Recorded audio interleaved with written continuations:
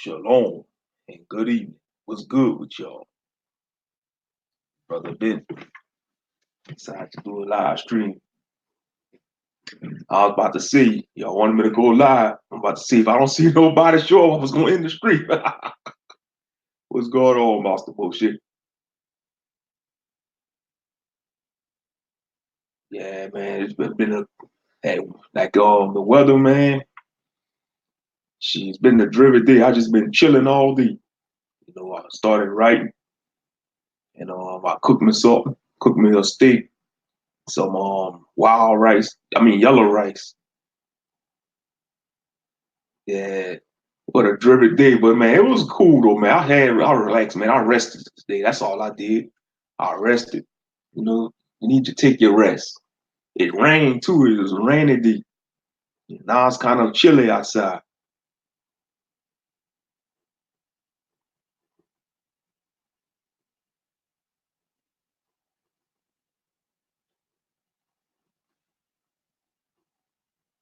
What they had a New Jersey shooting today. Oh man, let me go research. Let me go see. Man, they just tearing everything up. Give me something to talk about. Officer, 3 civilians and 2 suspects dead in New Jersey City shootout. Yeah. Let me go look for an article. Another active shooter situation, eh?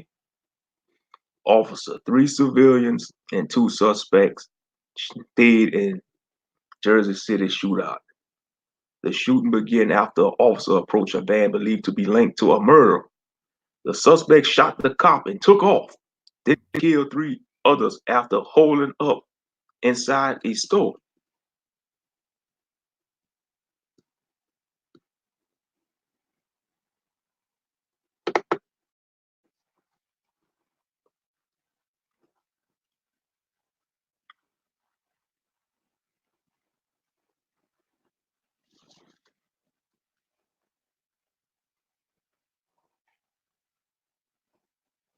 Dang, 5 people died.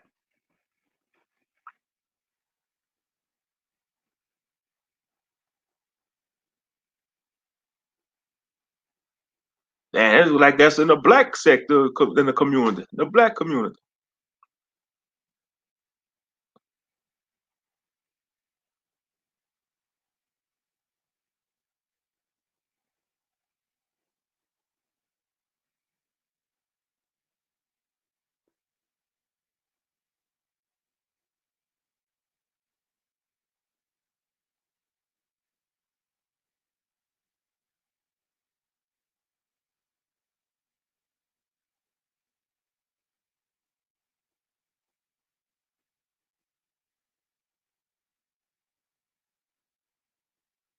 Man, that's in the hood that happened, man. When they mentioned Martin Luther King.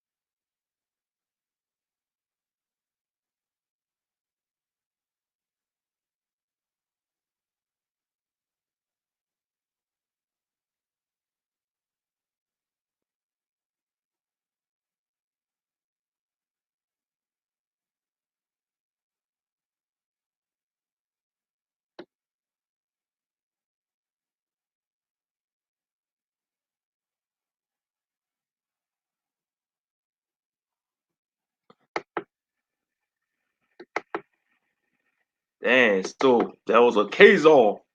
What's up, Chris Hayes? Shalom, Chris Hayes. Man, that was a Kazar, man. That was a Kazar they shot up. A Kazar establishment they shot up. You know, so say some Hasidic Jews. Man, I wonder who was the suspects, man. I wonder who. You know, hope that was no Jakes did that, man. Oh, well, you paid your rent. That's what's up. No, long as you be able to pay your rent.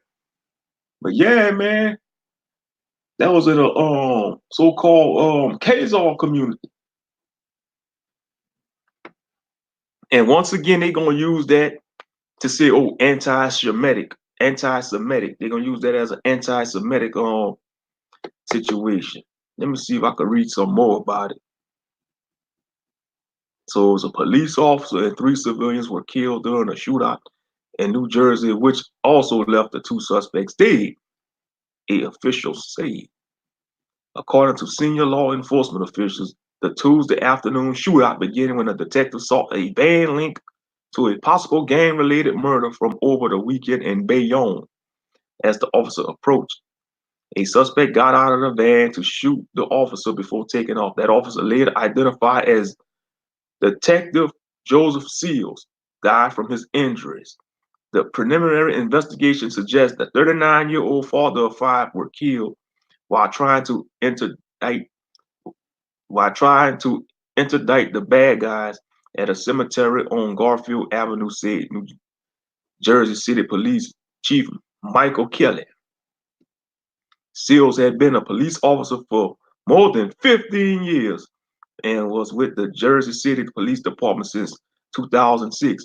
Officers said at a press conference Tuesday evening outside Jersey City Medical Center he was a detective with the ceasefire unit, Kelly said. Kelly said Seals was the department's leading officer in removing guns from Jersey City streets.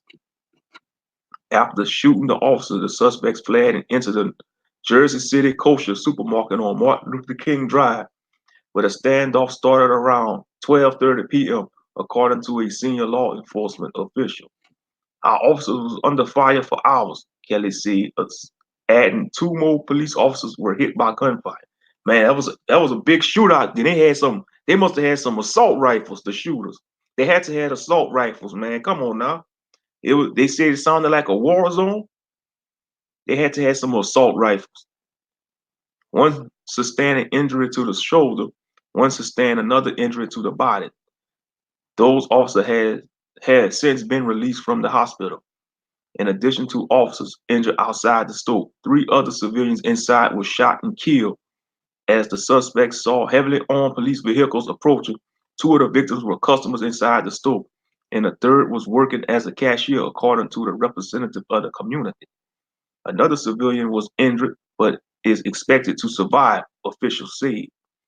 Citing the preliminary investigation, Kelly said authorities believe the civilians killed inside the store were killed by the bad guys. Why they don't want to reveal the damn suspects? Don't call them bad guys, reveal the suspects. According to the shooting, although the shooting occurred in a Jewish neighborhood of Jersey City, law enforcement officials do not believe it was a target terror or hate-related attack, but would like to know more about the suspects before making an official ruling. Tight security was evident at Jersey City Medical Center, where police responded en masse as local law enforcement groups sought prayers on behalf of the colleagues. Heavily armed local and SWAT officers and SWAT trucks swarmed the scene, ducking behind doorways and store entrances, some even crawling along sidewalks closely pressed to the ground. As they zeroed in on the store, seemingly dozens of gunshots continued to ring out throughout the afternoon, based on audio from the scene.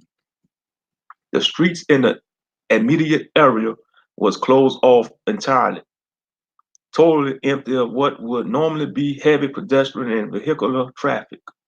Senior law enforcement officials told News 4 it appears the suspect arrived at the scene in a U-Haul truck. They wanted to check that truck as a precaution to ensure the vehicle itself is not a threat. Kelly said that the preliminary investigation shows one stolen U-Haul vehicle that that may have contained an incendiary device and was taken from the location to be examined by bomb squad members. Dang. Whew, man, it was a big shootout. According to Kellis, citing the preliminary investigation, it would take weeks for authorities to finish the probe due to the extensive crime scene, which includes at least three different locations. The other two locations that most comb through for evidence is the grocery store itself and the cemetery, Kelly said.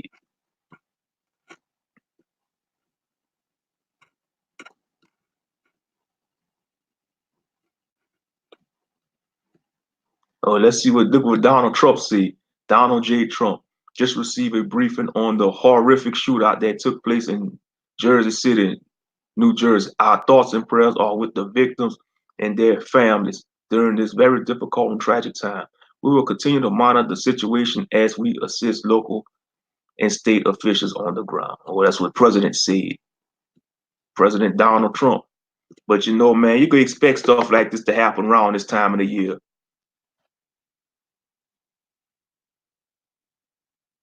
Plus the UPS guy that got murdered by the police, his father is pissed. What the hell? Let me go look that up, bro. Thank you for sharing the news, bro. Nah, that's messed up. UPS got killed by the damn cops doing his job. Let me go look that article up, bro. I'm gonna go look that up. Man, that's sad. You're gonna get killed doing your goddamn job, man. You ain't even safe from the damn pigs doing your damn job.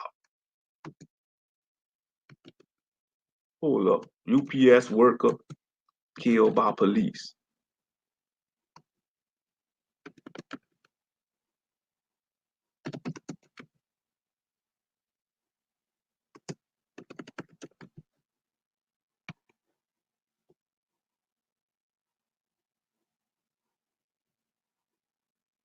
Or he was killing a shootout.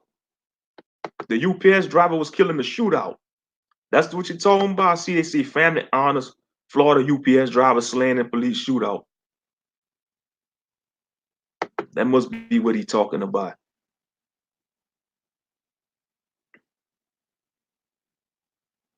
It's crazy, man. You ain't even safe for doing your damn job, man.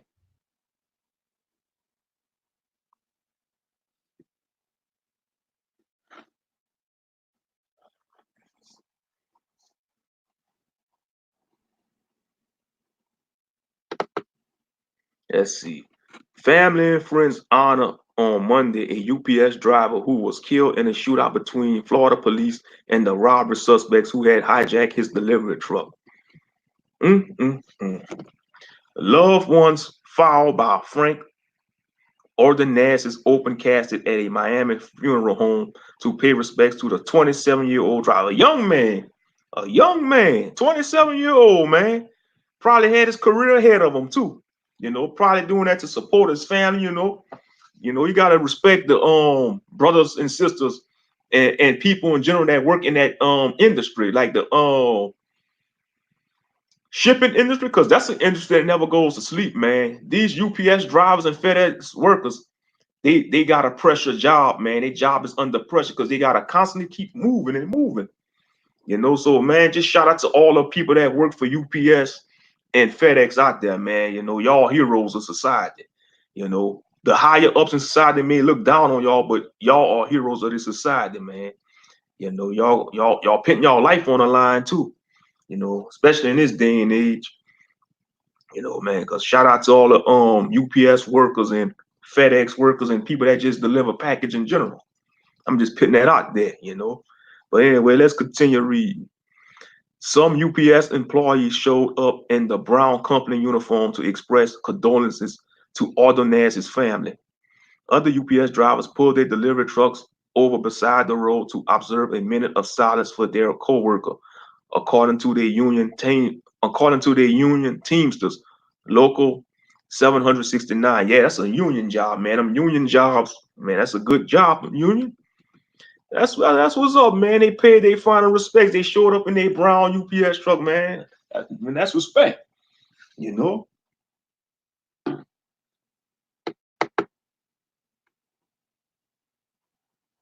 Or they took them hostage. Oh man, see, two brothers was robbing Police then hopped in his UPS truck and took him hostage on a high-speed chase.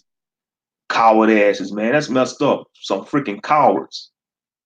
So he leave behind two daughters, the victim, shaking my damn head, man. These damn bastards, man. They robbed these two young girls of their daddy. You know, these heathen bastards. These heathen bastards. Yeah, that goes for anybody, man. You commit a crime, you a damn heathen. I know when I say heathen bastards, most people think I'm talking about other nations, but that goes for our people too, man. If our people do some shit out of order, I call them a heathen bastard too. you know. But let me continue. It's messed up, man. Around this time of the year, on Sunday night at a UPS customer center, relatives and friends gathered for a vigil, lit candles, and wrote messages on UPS slips they stuck to a car. UPS workers abroad have also joined in to express support. One group from London tweeted a photo showing uniform workers holding up letters that together spell "One UPS" and "Rest in peace, Frank Odenas." Man, that's what's up, man. Even in the UK, they showing respect to the slain worker. That's what's up, man. At least UPS, they appreciate their workers, man. That seems like they appreciate their workers. They better appreciate their workers, man, because they got a dangerous job too, man, because when they go in these neighborhoods and even when they going into these gated communities, man, you know, especially if it's a non-white UPS worker, if it's a black UPS worker or Hispanic UPS worker, they go into these so-called rich white communities, you best believe they getting watched, even though they doing their job. They doing their job. They going about their business. They still being watched by these pale heathens. But let me continue reading. Let's see. More than a dozen officers from 4 agencies had converged Thursday on the UPS truck at the busy South Florida intersection during rush hour, taking cover behind the vehicles of people stopped at a red light amid bursts of gunfire. The 27-year-old UPS driver and another motorist stopped at the light. Richard Cutshaw were killed along with the suspects.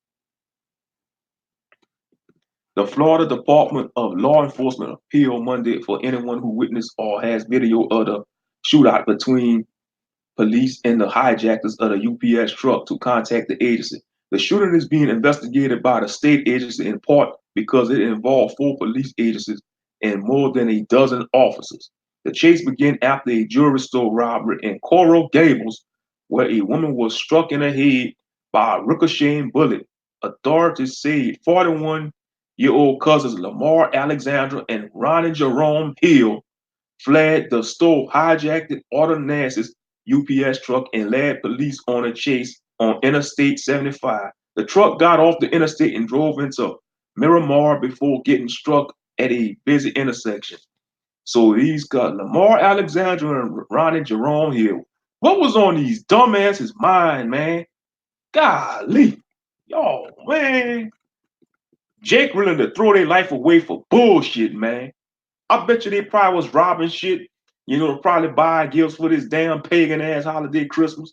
You know, y'all throwing your life away for these damn bullshit pagan days that don't have nothing to do with the Most High, man. Y'all destroy for the lack of knowledge. And this innocent brother, man, lost his damn life, leaving behind 2 daughters, man. This dude was just doing his job, man, trying to support his family like a man. Support his 2 daughters and his wife or girlfriend, the mother of his children. But and now he lost his life over the bullshit of these 2 no good son of a guns, man. Wasted life, man. People don't value life, man. They don't value life in this society. The chase and final shootout was broadcast on live television, including a moment when one of the men tumbled out of the truck, mortally wounded. News coverage included videos taken by motorists. The story has been corrected to show that the slain motorist's name was Richard Cutshaw and not Richard Cutshaw. Wait, Rashard Cut? Man, I don't give a fuck what his name is. He was the damn criminal. He got his ass slain, Oh, the slain motorist, my bad. Oh, the slain motorist. Salakia. I thought it was one of the, so It's just messed up, man. You hear all kind of jacked up shit around this time of the year. You know, you can't even, you trying to do your job, man. You getting robbed by two scoundrels.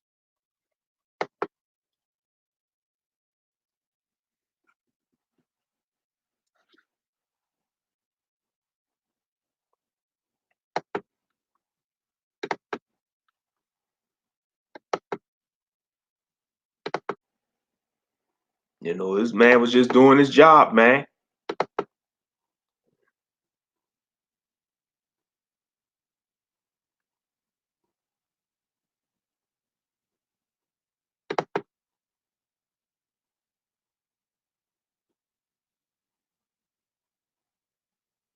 Yeah, he was a Hispanic dude, Hispanic brother. You know, UPS worker. No matter what his nationality was, man lost his life. You know, the man was just doing his damn job, man. You know, and these two knuckleheads, man, these two Jake don't know who they are. You know,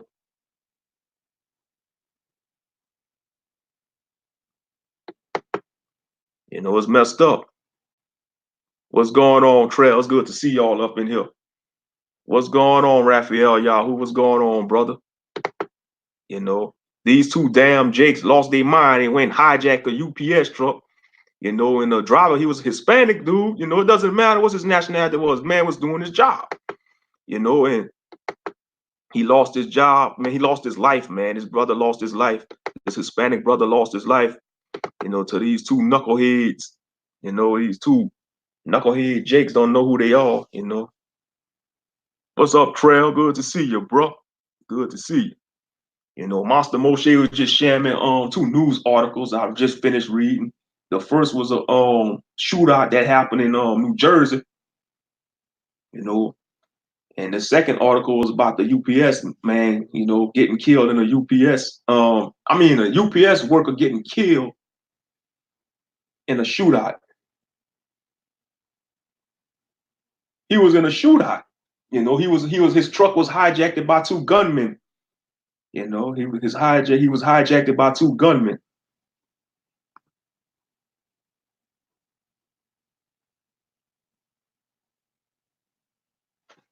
You know, man was just doing his job, man. He wasn't expecting to get his truck hijacked.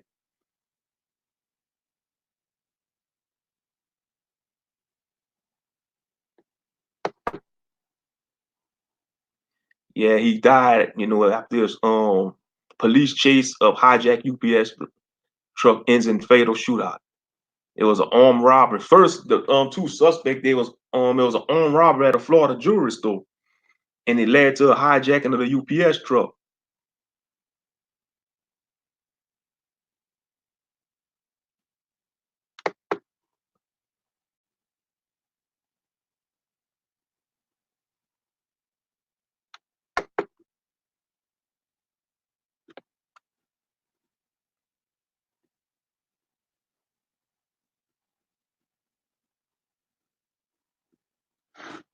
Man, fuck you, CNN. Y'all want me to get rid of my ad block so y'all can share your ads, man. Fuck y'all, man. You know, I'll use ad blocker for a reason. That's all them ads that pop up that slow down your bandwidth on your computer.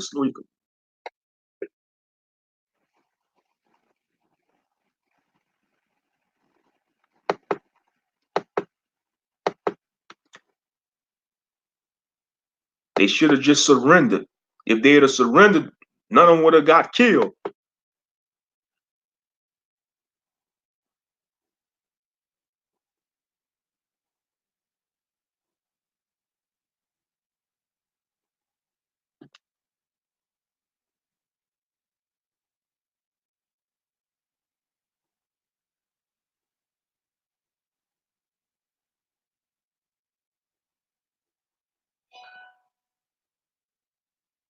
4 people were killed in the shootout, including a UPS driver and a bystander.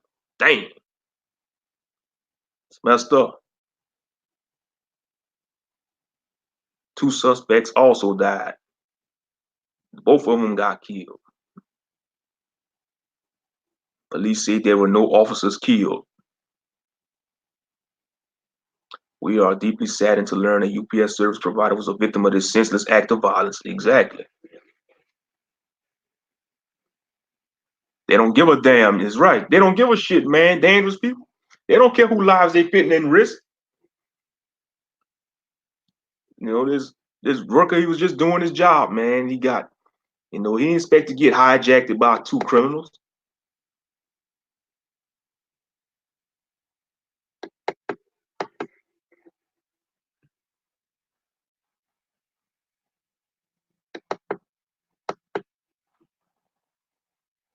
Oh, so he been, man, y'all be quiet, man. Y'all be quiet.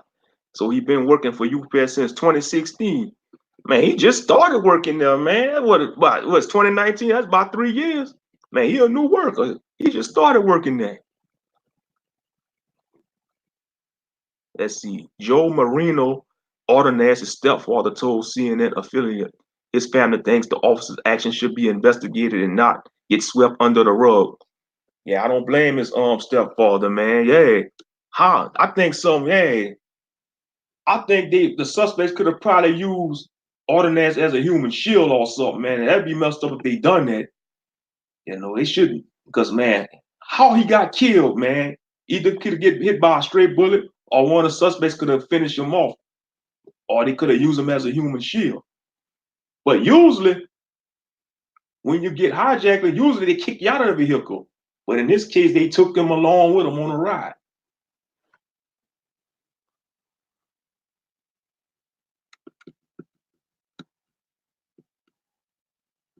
It's a sad story.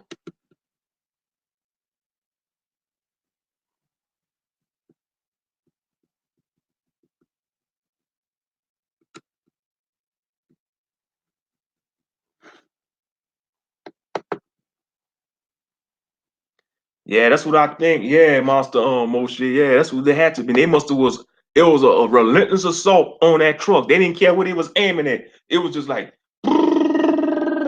they just put pinholes in that UPS truck like they did Bonnie and Clyde car. When they took out Bonnie and Clyde, man, they put bullet holes in that car when they took out Bonnie and Clyde. And that's what they did to that UPS truck. They were just firing. They saw it was two blunt. They saw it was two black men. You know how them heathens is. They be quick to kill a brother. Boy, they saw there was two brothers, the suspects. So they just went relentless assault. They didn't kill. Now, if the UPS driver would have been white, if he'd have been white, they'd have used extreme caution. They would have tried to just aim for the suspects. But since the driver, he was Hispanic, Artanaz by his last name, he Hispanic. So they didn't give a damn. Oh man, there ain't no whites in there. It's two blacks and there's a Hispanic in there. Just rid the truck up, just load the truck up with holes. And that's what they did. That's what they did. They didn't care.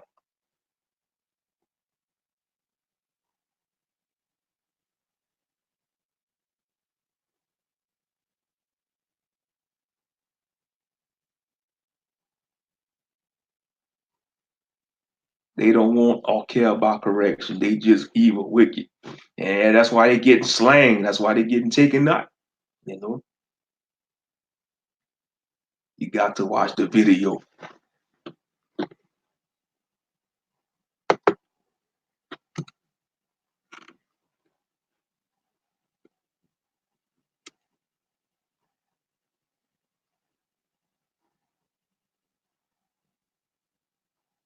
Oh, let's see. Altanaz was going to work to provide for his two little girls. His brother wrote on a GoFundMe page in which he also criticized the police response. His page was set up to help educated Altanaz's daughters, cover funeral costs, and pay for a lawyer. Roy Altanaz said it had raised more than $20,000 in just a few hours. UPS worker Frank Altanaz was killed during Thursday shootout in Florida, his brother said.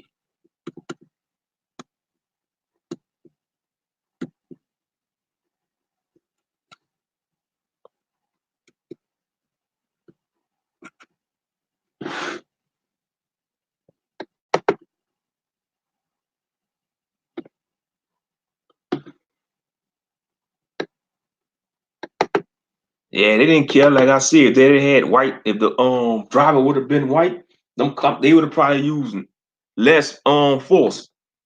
They'd have probably trying to just shoot tear gas up in that truck. I'm telling y'all, they'd have probably either use tear gas, and then when the brothers would have got it, they probably would have opened fire on them.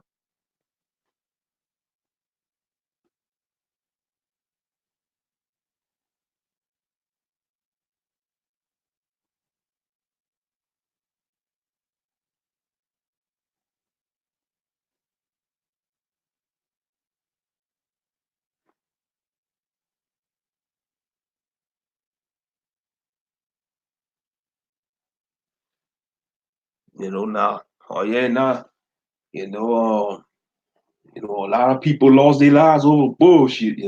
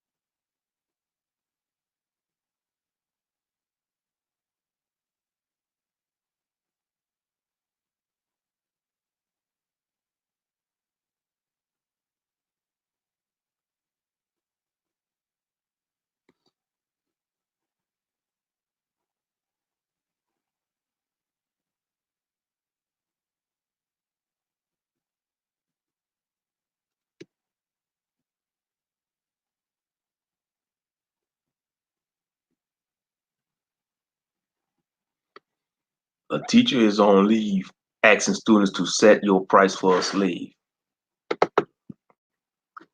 On leave, they should have fired the damn teacher. Missouri teacher figures. Missouri is one of the racist states out there in Missouri. That's one of the most racist states, Missouri, man. Oakville, Missouri. A teacher at Blades Elementary School in Oakville, Missouri, is on administrative leave after asking students to set a price for a slave as part of an assignment. When Angela Walker went through her son's folder, she was shocked to find what the fifth grader had been working on in class.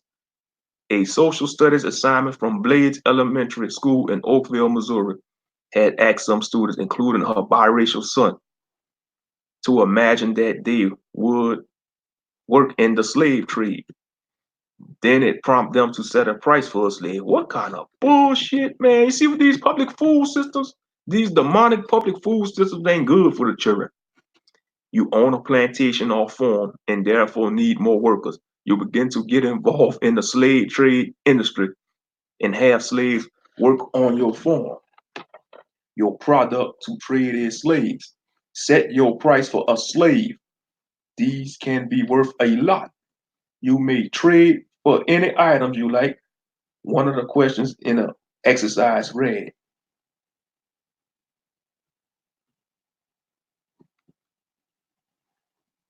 It's messed up, man. That's what kind of assignments they're assigning these children in fifth grade? What kind of crap? It's crazy, man. It's messed up. The question above was one of the 12 that asked students to set a price for various goods. Oh, they think they slick. It must be a math question, like a word problem. I couldn't stand them word problems in math class. Them word problems, shit used to be confusing as fuck, man. You know, be like, John had 25 boxes of chocolate bars. John sold, John ate about, John have 25 boxes of cookies. John ate 12 boxes. What does John have now? Man, first of all, I answer John have diabetes. He ate all them damn sweets in one day. John have diabetes.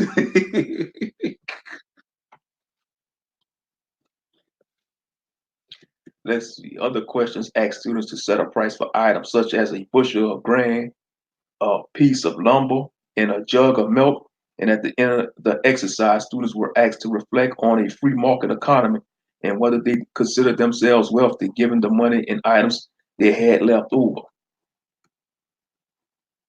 Assignment was culturally insensitive. The assignment was culturally insensitive, Booker wrote, and he said the teacher had expressed significant remorse. As the Melville School District continues to investigate, the teacher has been placed on administrative leave, the district confirmed to CNN. Booker also wrote that he was working to train all teachers and staff at the school about cultural bias. Also, I am working with district leadership to provide all Blades teachers and staff with professional development on cultural bias in the near future, he wrote. Man, that's bullshit. They need to fire that teacher. If she'd have said something about the Jews Holocaust, her ass would have been fired. Them Khazars don't play that. If she would have said something about the Holocaust, what happened to the so-called Jews in World War II, her ass would have been out of a job. She would have been out of a job. She probably won't even be able to be a teacher no more. Or she'll probably have to move out of, if she wants to be a teacher, she'll probably have to, they're blackballing. No, squash that. They're blackballing, man. That's what they should do to her, man. Blackballer. She should never be a teacher again. Let's see. Yeah, that's real sense right there. That's word. That's church right there. That's church.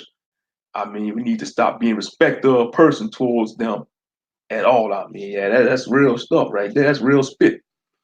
Yeah, that's real spit. Yeah, Christmas is the birthday of Nimrod. Oh yeah, we roasted the hell out of that Christmas tree yesterday on live.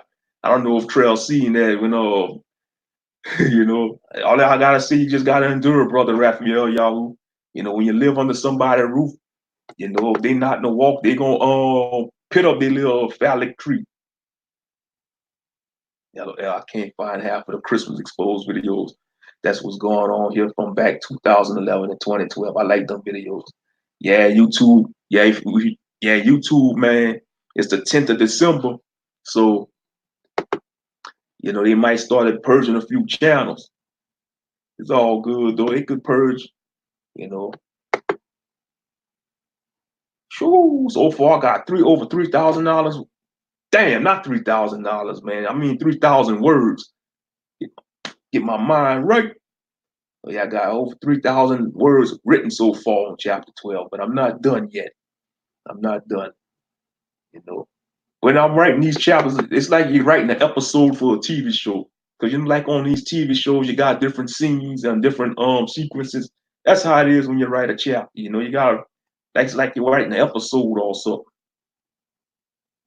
Yeah, public food system. I like the sound of that. That's what they are. They train people to be public fools, and they train people to be drones of society. Don't question nothing. And when a student trying to question something in these public food systems, they ridicule them or they make that student out to like something wrong with them. But in reality, there ain't nothing wrong with that child. That's why they come up with all these medication like Ritalin and all that. Or if they see your child if they see your child outshining the class, they want to see, they're gonna try to talk to parents into putting them in special ed also. And knowing damn well that child don't need to be put in special ed. The child just bored, man. These children just bored, man. Some children, they develop faster than others, some children.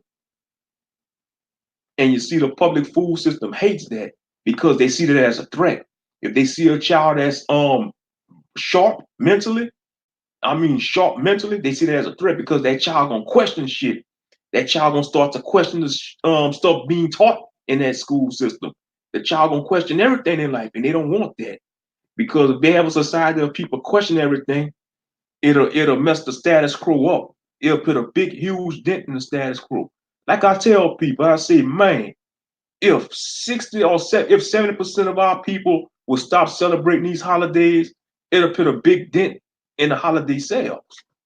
If 70%, just imagine if 70% of so-called black people stop giving their money to these damn bullshit holidays like Christmas, Thanksgiving, Halloween, just say they just stop celebrating, especially Christmas.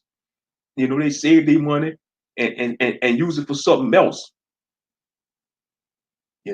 it'll put a big dent in the sales because we are the biggest consumers in this country. Our people are the biggest consumers in this country, hands down. We are the biggest consumers. And society knows that too. That's why they want to keep us dumbed down and ignorant. Because they know 70% of us find out the truth about these holidays, these pagan days, and their waste and how we've been wasting our money for years and stop celebrating, it'll hurt the sales. It'll hurt the economy, the sales economy.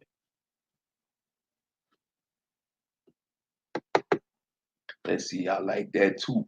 All they teach us white history and make you soft.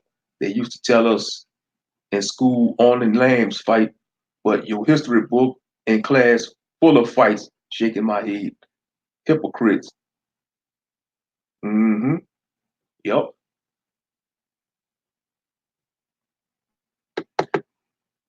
Yeah, they didn't have the nerve to say like Washington, Jefferson, Benjamin Franklin, the so-called founding fathers, more like the thieving fathers, not the founding fathers, the thieving fathers, the thieving fathers, because they stole this land, man. All these 50 states was acquired through bloodshed, man. All 50 of these states was acquired through bloodshed. Then you're gonna have the trying to you're gonna have the heathens trying to debate you. Well, what about when the Native Americans was fighting each other and slaughtering each other before the white man came? So, they didn't did worse. They still had their culture, they still had their land, and they settled their skirmishes quickly. They wasn't yeah, that's true. The different tribes probably warred against each other, but they were stayed in each other's respective territories, and they didn't have ambition to conquer and use paperwork to trying to get over people. And Raphael Yahoo Yasharal bringing it out, the rapist forefathers of America. They didn't build shit, they stole shit. They used our people to build things, when they took things from the natives. The copper skin Native Americans, not them $5 Indians you see today, them fake Indian, them old $5 Indians. That shit pissed me off when you have these Caucasians, they pale, they look just like a pure European, and they say, oh, I'm a Native American. My grandmother was a Cherokee, or my grandpa was a Navajo. I got I got a quarter Navajo in me, and I got Irish in me. Man, you're still a fucking cracker. That shit pissed me off when they do that shit. When them heathens do that shit, man, them European. They be like, oh, I got 12% of Irish in me. I got 5% Cherokee in me, and I got 80% of English in me. You still got white privilege. I don't give a fuck if you got 3 different European countries in your damn DNA. You still got white privilege, you heathen bastard. And that's the truth. That's the truth. So they can miss me with all that DNA shit, you know. They can miss me with that.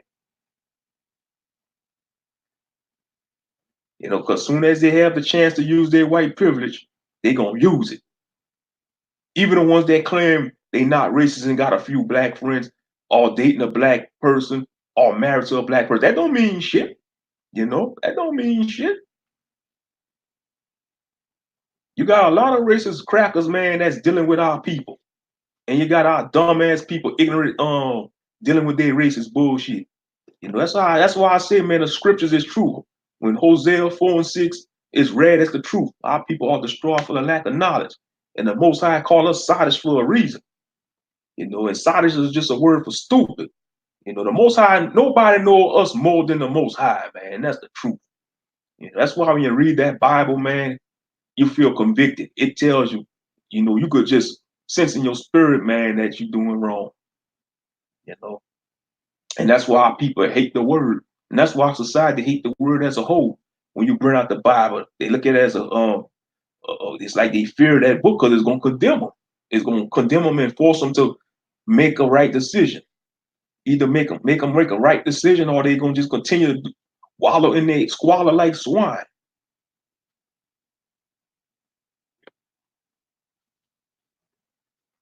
But yeah, I'm still waiting on a Black Legend of Zelda. Yeah, yeah. And even I'm glad you brought something up like that, brother Trail. You know, like the Hyrulean people, they like something like elves, right? The Hyruleans. What are damn black Hyruleans at? Even in these damn video games that's made by Japanese companies, they gonna have everybody pale, white, just like Super Mario. That's to show you that the Japanese don't have confidence in their own character design. Cause Mario, man, Mario, he jumped like a black man. He looked like a Mexican. He got an Italian name. He collect coins like a Jewish man. Yeah, I remember somebody was breaking down Mario, joking about that. So therefore, Mario ain't racist because he got all that one. But he still don't look Japanese though. Nintendo is a Japanese company, but their biggest successful character is Mario, the Mario brothers.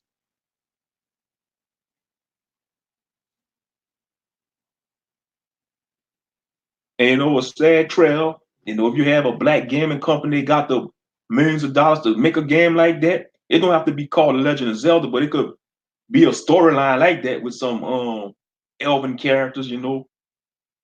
Our people still won't support it because they still won't support it because unless the self-hatred and they still think that the white man's ice is colder. Like I mentioned before, because you got a lot of black comic writers and authors out there. Prime example, brother Sean James.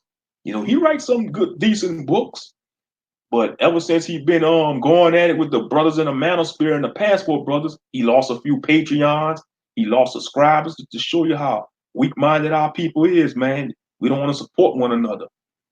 Man, Sean James, he should be having best now. He should be having bestsellers, man. He should be having at least 100,000 subscribers. He an author. Yeah, the Garuda people. Yeah, they dark skin. Yeah, the Garudas on the and because I read some of the Zelda lore, the Garuda they like considered like some desert elves also. The Garuda.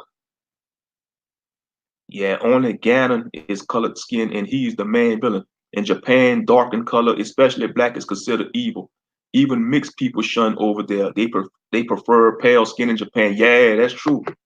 Because like the Japanese people, I want to say that live in Okinawa, they more like of a brown skinned Japanese. And the mainland Japanese people, they hate on the people from like Hokkaido and the Ainu people. But you know what's sad? You know why they really hate? Because when they look at the darker skinned Japanese, they see the truth. Because originally the whole world was black. That's why they hate. Ain't nothing evil about black skin. Ain't nothing evil. If black skin was evil, how in the fuck we can't stand outside in the sun? We could stand outside in the sun. But these pale motherfuckers, they need sunscreen and shit. And they have the nerve and audacity to say it was the Egyptians and ancient Israelites. Get the fuck out of here, y'all lying idiots.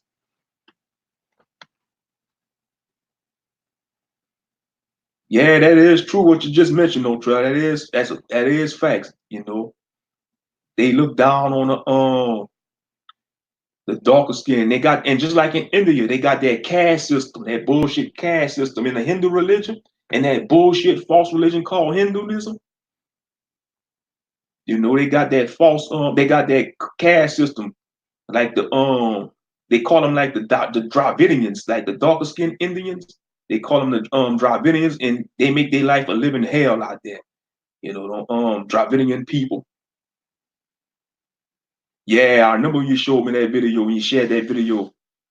About you had a lot of brothers and sisters commenting that say, "Oh, I'm glad I got melanin." But you're gonna have the haters, be like, "Oh, let it go with that melanin magic shit again." Yeah, Tammuz was born on December 25th. Yep, that's whose birthday they really celebrating. But most people think they doing it for Christ. They think they celebrating Jesus' birthday. No, they celebrating Tammuz's birthday. Ain't no way in the scriptures it said Christ was born on December 25th. I don't care what Bible you read out of. They got many versions of the Bible. And I guarantee you, they ain't gonna say he was born on December 25th.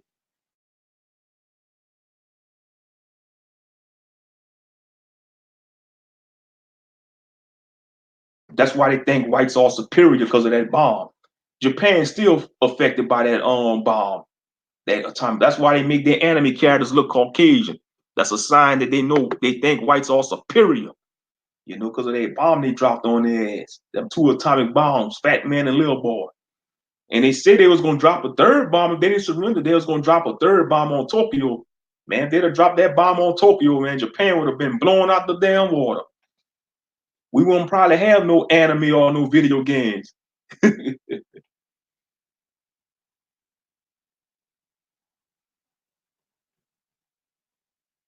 Yeah, how in the world you gonna give an anime character a Japanese name, but they look like crackers? Man, Naruto really a cracker, man. Naruto, man, we was joking about that the other day where I'm like, one of my coworkers was like, man, Naruto is a son of Esau.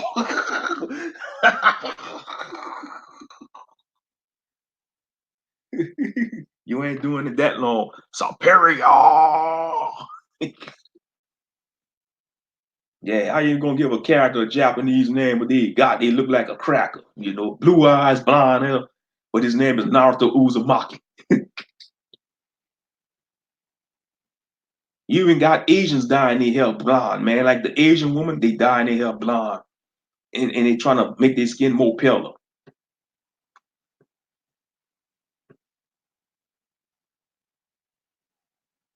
And some of these Asian women, they even straighten out their eyes, you know, to take away from their slant eye features, you know. They trying to straighten up their eyes. They get their eyes straightened out.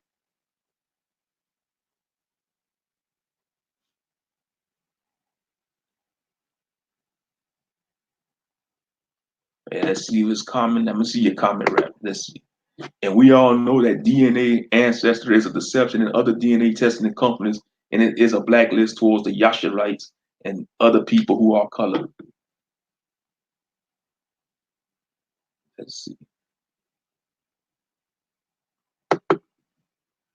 In Japan and in some Asian areas, blonde hair is considered a delinquency. Yeah, it is true. Yeah, that's like the define. Yeah, because most Asians, you know, they got that jet black hair. You know, that's their natural hair color. That jet black hair. Yeah, that is true, Trail. Yes, you know, if they see that as a sign of rebellion, delinquency, if you dye your hair.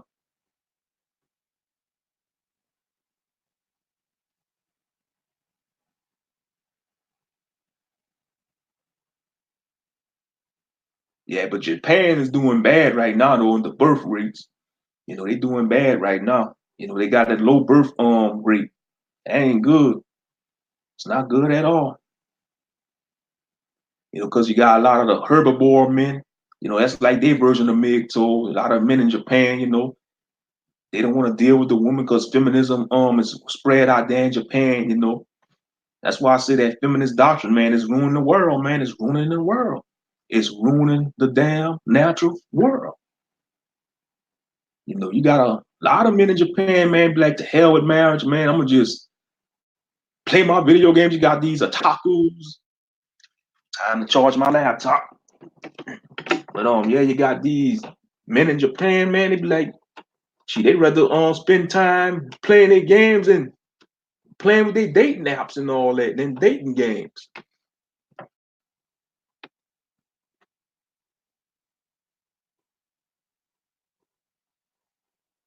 Or you got some of the married Japanese men. Once they get off of work, they don't even go straight home. They go straight to the bar and get drunk because they don't want to deal with their nagging wife. And Japan always had a high suicide rate too. They always had a high suicide rate.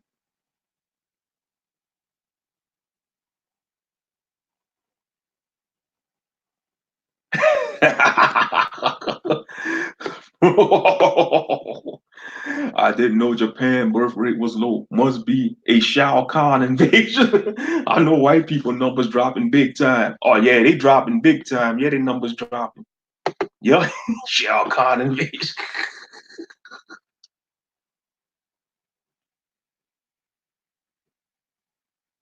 All that's going to end when the right time is right. Yeah, they birth rates dropping. That's why they trying to breed with our people and create the gray race. trying to further in the gray race, which is the biracials, you know, the so-called mixed people, the biracials, call them the gray race. Black and white make gray. You know, since y'all want to play color games, call them the gray race. In between black and white. But the gray race failed to realize they being used as pawns by the white race. Always has been used as pawns since slavery.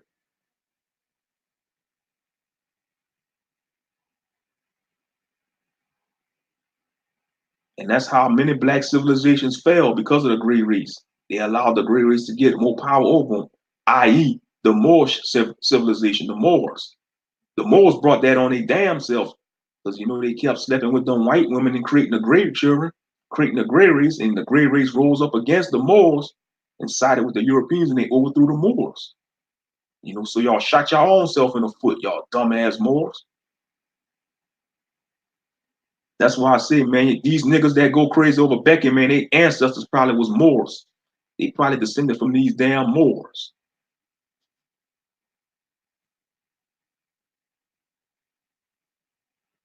Psychopathias and Arthur made a good point. If we wrong to say mulatto, then they shouldn't be allowed to say nigga. Exactly. I call him a fucking mutt. They call me a nigga. I'm gonna call him a fucking mutt in their face. I don't give a fuck. You know, I'm gonna read them their rights. I'm gonna be like, first of all, you ain't even 100% black or white. You a mutt. Cause you break the word mulatto down, right? M-U-L, mule, like the animal mule. Cause a mule is a cross between a donkey and a horse. Mule. That's what it really. That's why they probably see it as a derogatory word. You know, that's why they probably see it as a derogatory term because they got the word mule in it, like the animal. They just don't got the E in it, but that's what they get the term mulatto from. Mule, M-U-L, like the animal mule.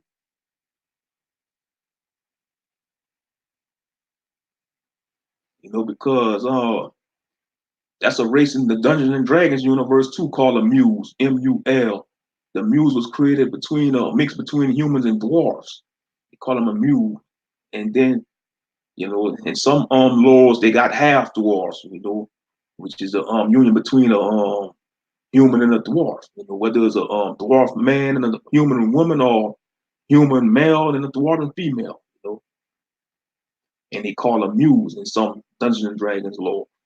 You know, but yeah, but in reality, in our world, in reality, that's where a mule comes from, a horse and a donkey. And I think a mule is sterile. They sterile. They can't have another mule. I think they sterile the mules. Matter of fact, I could look it up now. I could look it up on. Let me Google it. Yeah, I think that's how a mule is was created from a horse. A mule is the cross. Mule is sterile. A mule is a cross between. Yeah, the mule is a hybrid cross between a male donkey, jack, and a female horse, mare. The henny or henny is also called a mule. Yeah, that's what I thought.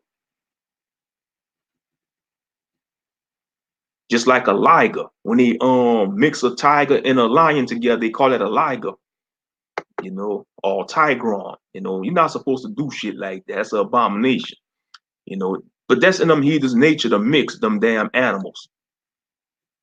You know, why mules are sterile.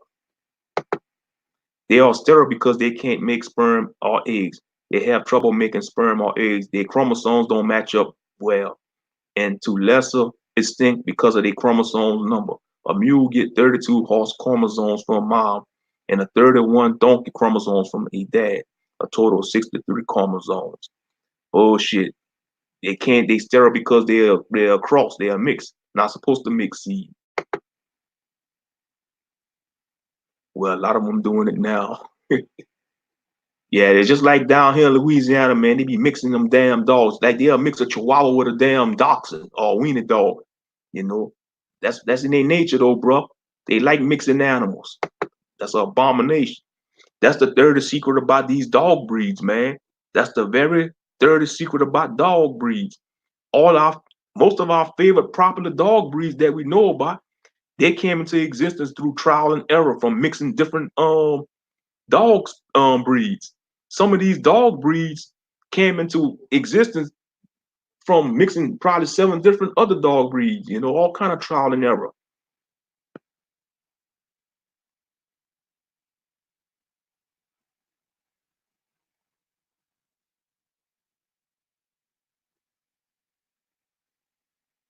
I can't do with YouTube no because everybody feels a so-called mixed girl was singing nigga over and over on a panel. I found out the other night. I can't look at it the same no more. Yeah, man, a lot of these YouTubers are full of shit. You must be talking about real life. Yeah, you know, she a heathen anyway. Her daddy a damn heathen, so therefore she a heathen. You know? Yeah, you can't take much serious. You can't take them much serious, man. Don't let them much get under your skin trail. You know, they beneath you.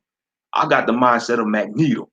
You know, Magneto. You know how the mutants, man. Magneto want to further his people, the mutants, and he look at us, the humans beneath him.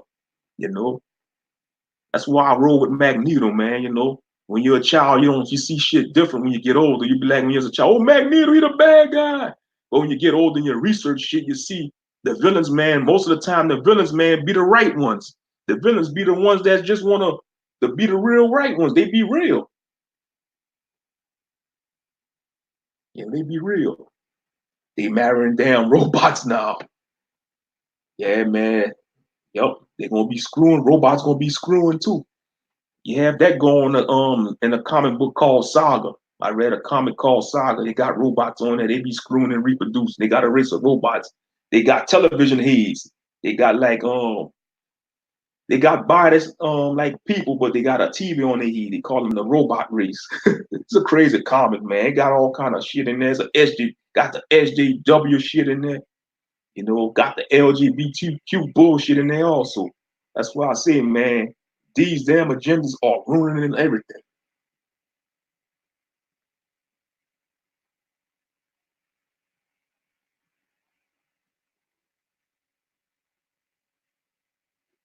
Yeah, that'd be the best thing to do for real. I think I'll mix real with a Chihuahua to get a Chihuahua bloodline going. I don't know what his dad is, but got guesses. Yeah, that's what they do, man. Them heathens, they do that, them puppy meals. You call it a puppy meal. It's like almost something like a dog pound. They just let the dogs screw each other. They don't care what dog breed it is. They let the dogs screw each other and they create all kind of mutts. Last time I checked, all the history of the dog shows they had, ain't no mutt one best in show. They looking for purebreds. The Westminster Kennel Club dog show or the American Kennel Club dog show. Man. Ain't no mutt ever won a best in show at a dog show. It's always the purebred in that bred class, you know, in that breed class.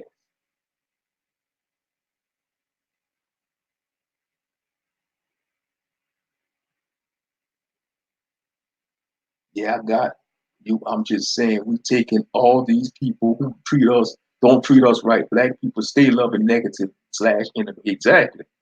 It's like a love hate relationship our people got with these heathens.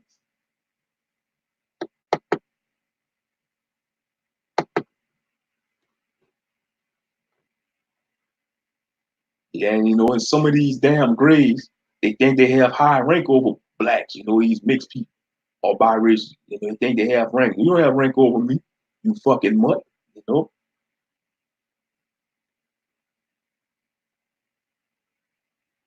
That's like a half elf think he having high rank over a full blooded elf. Man, that full blooded elf will destroy him in a battle. You know, just like on the anime Inuyasha, man. Man, Shishomaru really should have beat Inuyasha, but he barely beat Shishomaru. He beat. It was a fluke that Inuyasha defeated Shishomaru. know.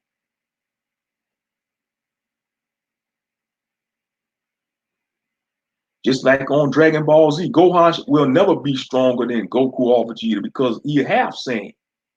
It doesn't matter.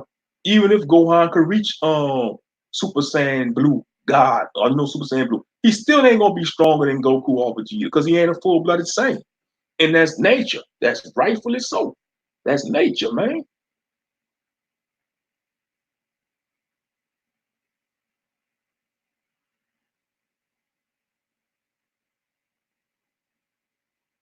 Yeah, on YouTube. Yeah, these internet tough guys. Yeah.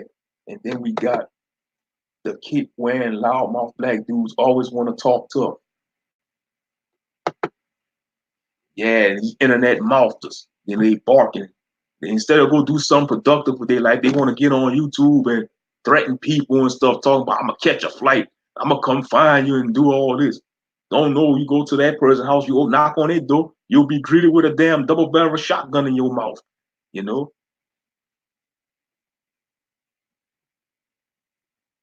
Like I said, a lot of these clowns on YouTube, man, they ain't happy with their lives, Trey. I'm telling you, bro. They not happy.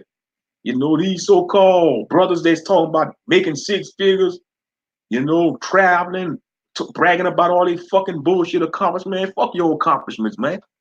You know, I wipe my ass with y'all accomplishments. Talking about, oh, I'm sitting on a $6,000, $8,000 couch. Man, I don't care. Shit, you lose your six-figure job.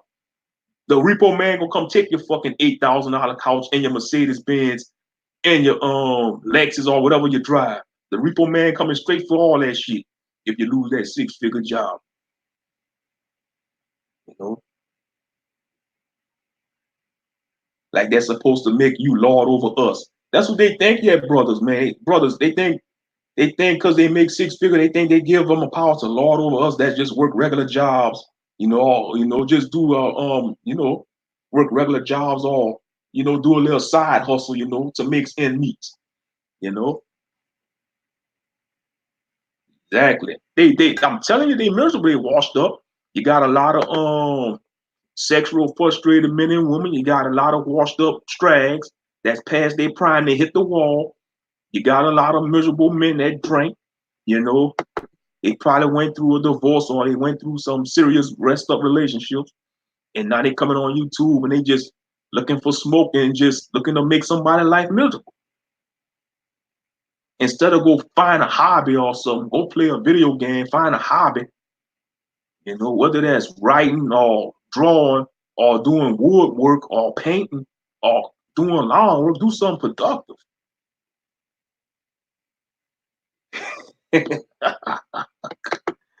If you eat big for your money, then you ain't no right to brag. Hey, bro, Trail, I bet you when they say all that, I'm making six figures, that's what they probably might be mean. Oh, I got my own business. I got my own business. That's their business, hustling people on YouTube. If you ever notice the ones that say, oh, I got my own business, but they don't promote their damn business on their channel, you'd be like, what business they talking about? Oh, e-begging people. That's their business. Sitting on all day, making lives all day, e-begging people.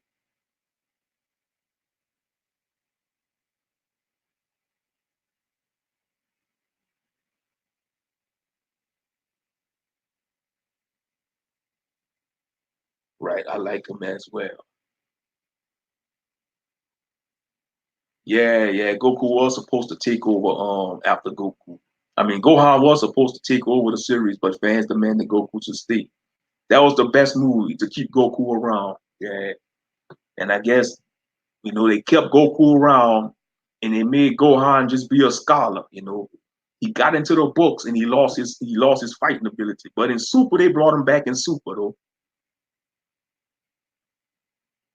I ain't gonna lie, the Cell in the Cell saga, he shined in the Cell saga. Super Saiyan 2 Gohan when he was a teenager. I think he was about 11 or 12 years old when he defeated Cell. He was like a preteen. He was about 11 or 12 years old. When he defeated Perfect Cell.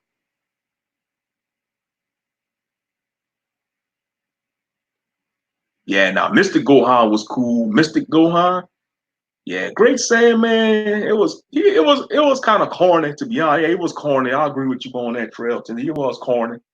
Great Saiyaman, but Mr. Gohan was badass though.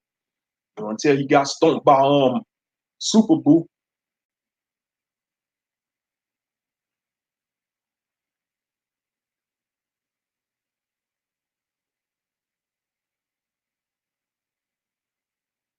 And we all know that YouTube is on its last pillars and its last recognition. Yo, band be having me rolling. Y'all see the new Harley Quinn animated series? No, they got a new Harley Quinn animated series. Hey, Batman. Hey, Batman. Yeah. They say that new Ghostbusters movies, man, is promising. New Ghostbusters Afterlife. I think they're gonna be paying homage to the original. It's gonna be a sequel to the original two movies. They ain't gonna, and they say they're not gonna even acknowledge that SJW one they made like a couple of years ago. They're gonna look at that like that it didn't exist.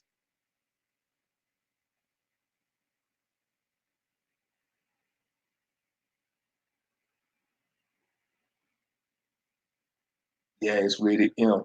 They curse and kill people, and then it's Harley Quinn without Joker. Well, you can expect that, yeah, because DC, man, is very violent. DC Comics is violent. Yeah, but I've been watching Black Lightning, though. Black Lightning, that's a good series.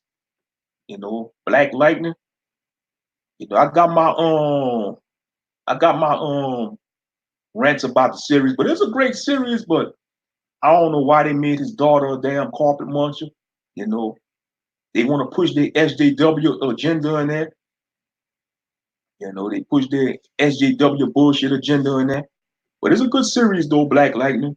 Tobias Well is a good villain. I like his character. He played that role good. The actor that play him is a albino brother, named Crodon. You know, y'all can look him up. Tobias Well on Black Lightning. The actor that is a albino brother. He be spitting a lot of truth too.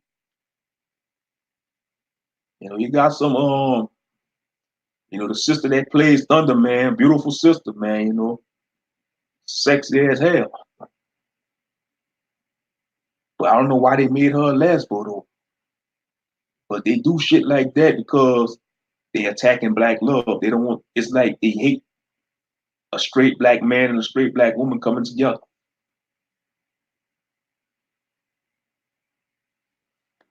I like Young Bison. I like Young Bison from Street Fighter. Oh man, don't make me bring up Bison, man. I'm bringing back bad memories on Super Nintendo, Street Fighter 2. Man, and Bison, he'll let you win the first round, but come the second round, he just go ham on your ass. He start spamming that Psycho Crusher. He start spamming that flip kick, man, that head stomp. I mean, he just start going crazy on that second round on Street Fighter 2 for Super Nintendo, man.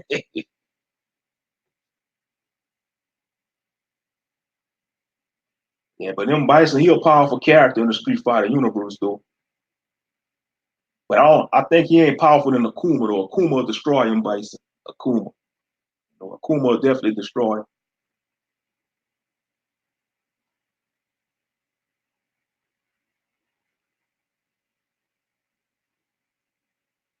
No, him Bison on Alpha 3 is the worst. Yeah, they say he hard on there too, him Bison. Man, out of all the fighting game history, man, M Bison and Shao Kahn probably might be in a definitely in the top five of cheap video game final fighting game bosses. Shao Kahn and M Bison, man. Yeah, I remember Tobias Well Cross over into Batman.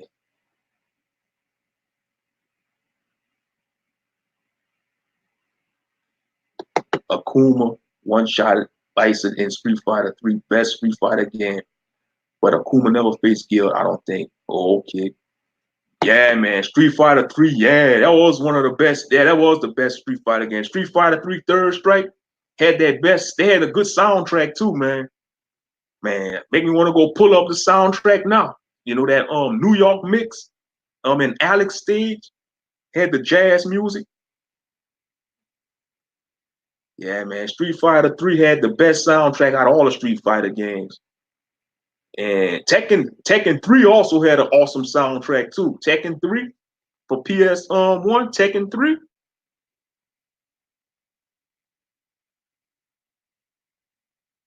Gear Resurrection begs to differ. Yeah, he come back. Yeah, he revive himself. Yeah, yeah. Third Strike soundtrack and art style and overall combat was the best. Hands down, Trail. Yup. Third Strike, Street Fighter Third Strike soundtrack.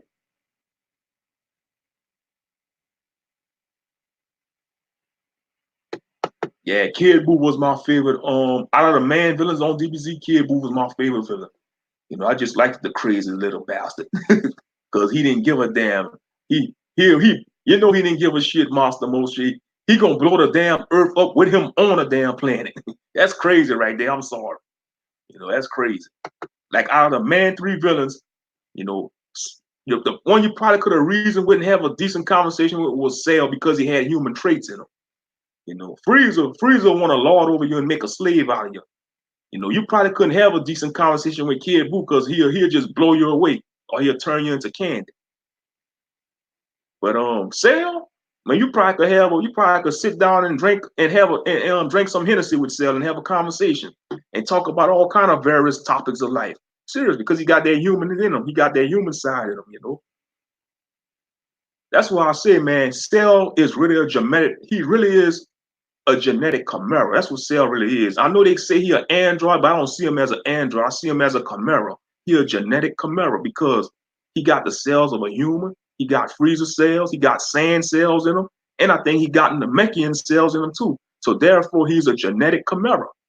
Cell is really a genetic chimera, man. They need to retcon that. Now that's something I'll prove they could retcon in the Dragon Ball Z universe.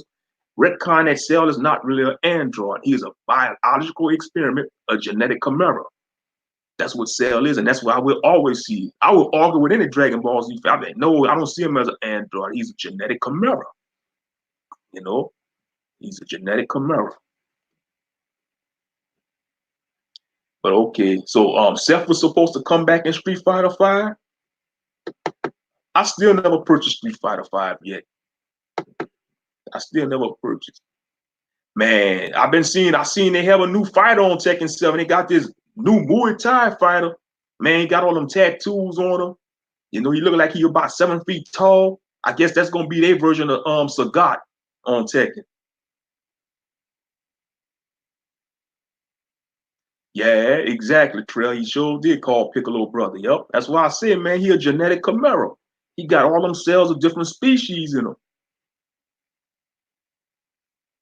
Have you watched a movie called The Vatican Tapes? No.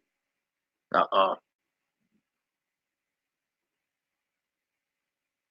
Yeah, I remember you say you extreme you look at Tekken like it's a sport.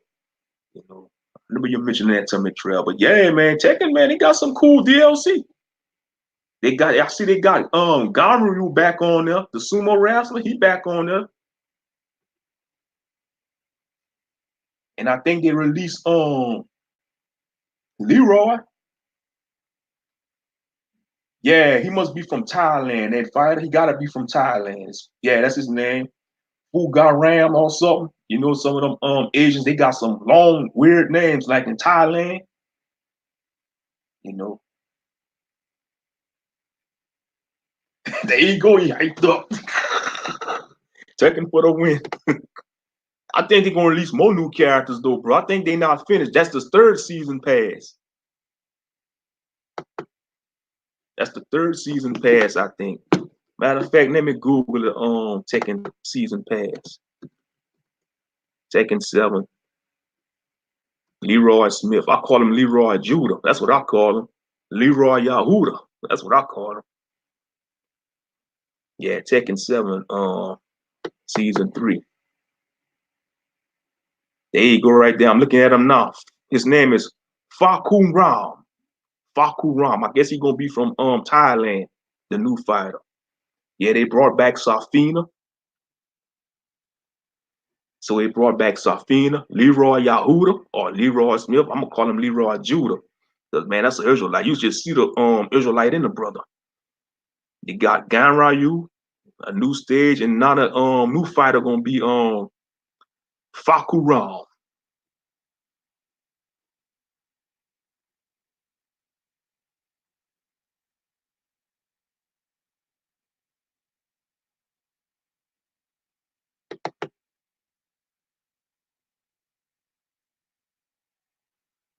Y'all know who they need to pit on Tekken? The dude from Yakuza, Kazurio Hannya, from the Yakuza game series. They need to pit him on there. If they're gonna pit a damn Final Fantasy character on Tekken, they need to pit on Kiryu Hazuma from the Yakuza series. I don't know why in the hell they put Noctis on Tekken, man. A damn Final Fantasy character. What the hell they was thinking? But that's the Japanese for you, man. They just go crazy with the guest characters. I think Soul Calibur was the flagship that started that guest character shit. In my opinion, man, I think they're getting carried away with that guest character. Because that's showing that you don't have confidence in your own creation. That's saying that your characters ain't shit. Why you gotta put a guest character on your damn game? And I guess they're doing it for money wise too. That's why, it's all about the almighty dollar.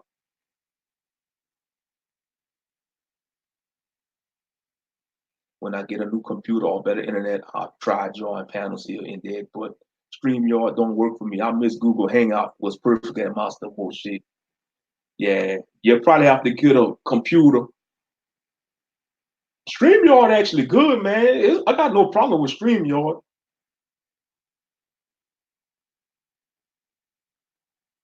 Yeah, you probably have to get a new laptop and get a Google account. And you just need to type your email in when they ask you for your email, they're gonna send you like a little code so you could join StreamYard. Yeah, Negan was out of order. Yeah, I agree about that. Yeah, I don't mind Akuma or Geese. I like to see Tekken crossover with King of Fighters. That'll be a good game. King of Fighters cross Tekken. Because King of Fighters got some cool characters too. I'm a fan of K Dash, Kyo, Terry Bogard from Fatal Fury. Fatal Fury. Terry Bogard.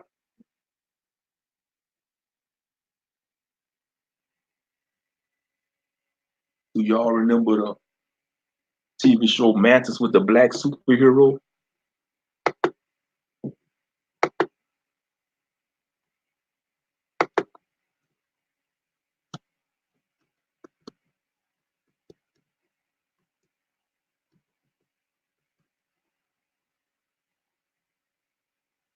Well, in 1994. Hold up. I'm Googling it now.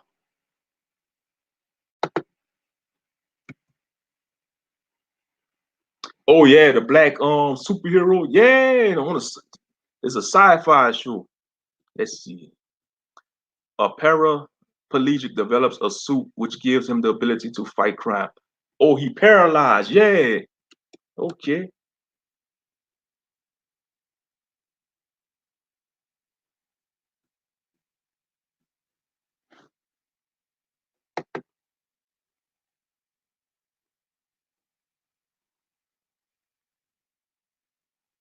Oh, I think it had 2 seasons. Oh, never mind. 1 season, 2 episodes, 22 episodes.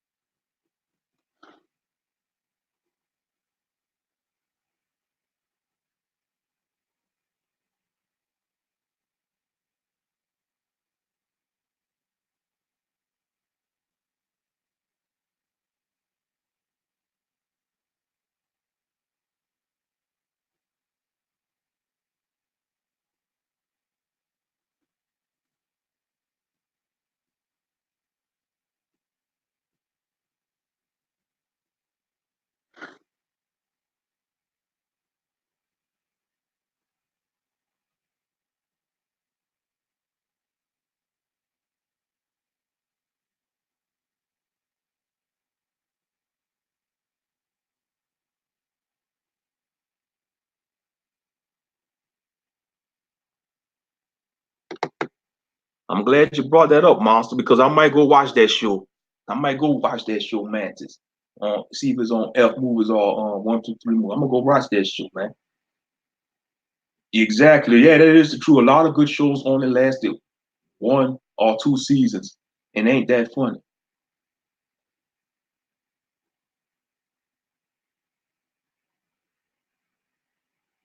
It looks like the Japanese people are idolizing their video game characters more.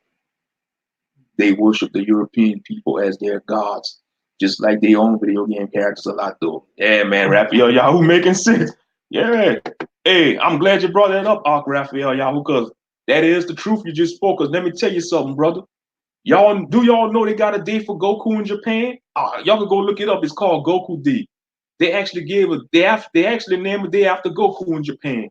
I think it's in May. Hold up, I'm gonna Google it. Let me Google it. It's called Goku Day. Y'all think I'm joking? I'm about to Google it. Goku Day, they call it. They got a day for Goku. Yep, Goku Day in Japan. It's May 9th. For years now, May 9th has been regarded as Goku Day in Japanese. 5 is pronounced go. That's how you say the number 5 in Japan, go. Yeah, I think Ichi ni san yang go. That's 1, 2, 3, 5 in Japan. You know, Ichi is number 1. You know, Ichi ni san yang go. Yeah, that's crazy. They got a day for Goku, man. A fictional character. But that just shows what you know what you're talking about, Raphael Yahoo. You know what you're talking about. You're making sense, brother. I'm serious. May 9th, they celebrate Goku. They acting like Goku was a real person. That's crazy. Goku Day. I gotta make a parody of this YouTube-ish. Put a lot of these people dysfunctional. YouTube people in the same city always causing madness.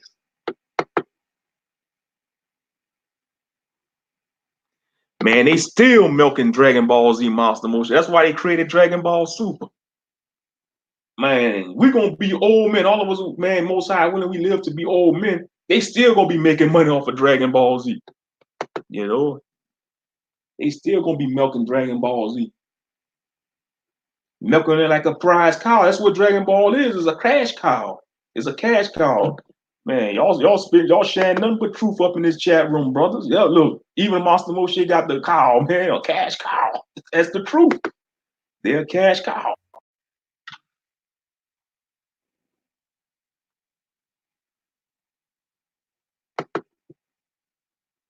Cow probably dry and producing powder milk by now. They over milk the cow. Powder milk. You ain't gonna give the cow no break.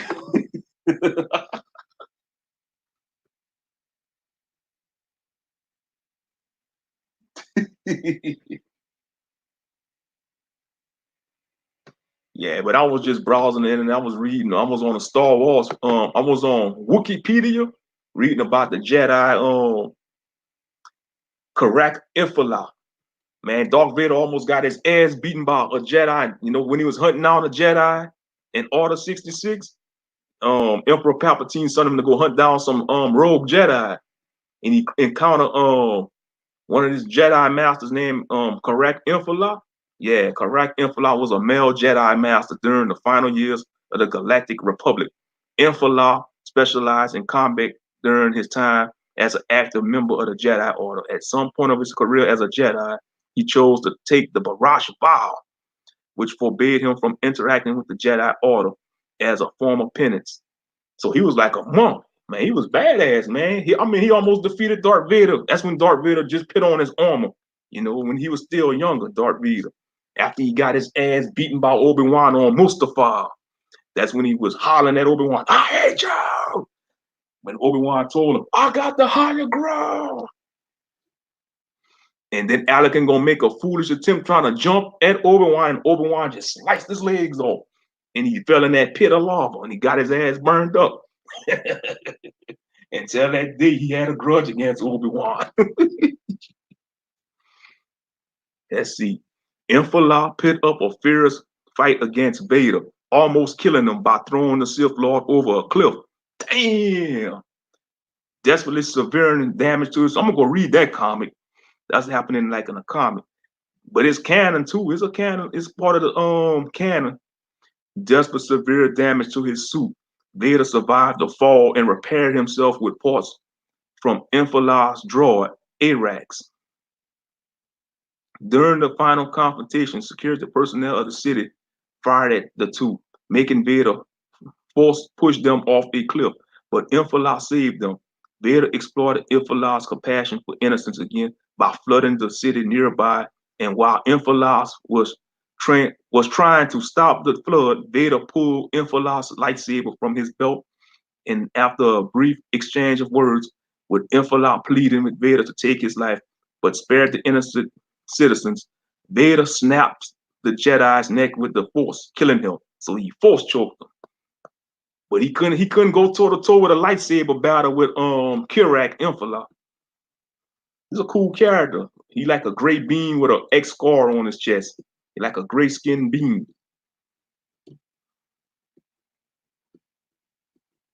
Oh yeah, so he damn near defeated Darth Vader. Yeah, so you see Darth Vader had to replace one of his mechanical legs with a droid leg. I'm gonna go look for that comic on readcomics.com. This dude almost killed Darth Vader, man. Or Star Killer, Sky Killer, or you mean Star Killer? From the yeah, I know you're talking about Star Killer, yeah. From the Force Unleashed. I want to play that new game they came out with, the Fallen Order, the Jedi. See, that's a good game, the Jedi Fallen Order. Yeah, no doubt about it. They've been effed up. Oh yeah, since for a long time. Yeah, that's the truth. Ain't nothing but the honest truth. They've been jacked up. Yeah, but man, Kirak Infala almost destroyed Darth Vader. He pushed him off a cliff. It makes sense though, because that's just when he started pitting on his arm. When he just started pitting on his arm.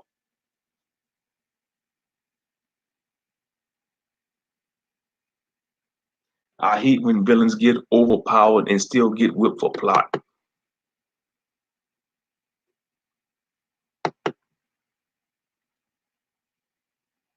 Well, I guess they do that for balance, because you know, I'll be debating with myself when it comes to my characters. I'll be like, man, when I'm gonna should I make him take a serious ass whipping now or in the future, Because you gotta be real, ain't that, you know, no, you can't have a character that just triumph easily and beat everybody. That's impossible. When you're writing, your character's gonna have to suffer a defeat because that's character development. They're gonna take a ass whipping and they either gonna find themselves or lose themselves. They go into seclusion, train, learn some new powers, learn some new skills. They train under a experienced master, and they find themselves or they lose themselves. So that's the point of when a hero take a ass whipping. Talk no jutsu.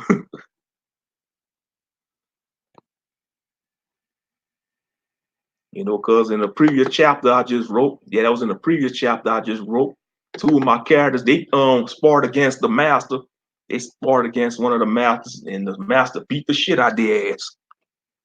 Especially one of them, he got it. He got beat. He had to go to the infirmary. But of course, the one that got his ass beaten bad, he have a high healing accelerator factor, so he a non-human character, so he was all right. You know, Star Killer spanked that ass too. Yeah, Star Killer was a beast. I seen some with the cutscenes and gameplay footage, you know, of Star Killer. Yep.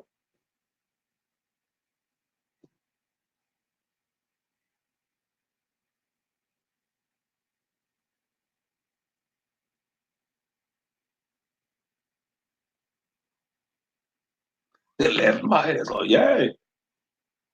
Yeah, it was the master. If they was in a UFC octagon, the master told him, "I'll take on both of y'all at the same time," and he sparred against him in a UFC octagon. And he just beat the shit out of him.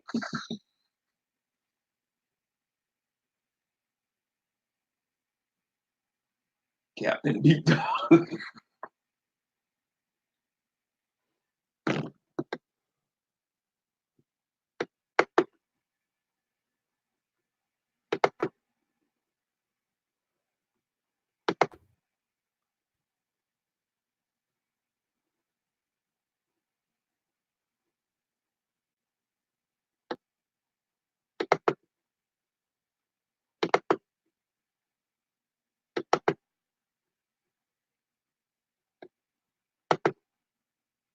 Somebody said story time. Somebody said story time.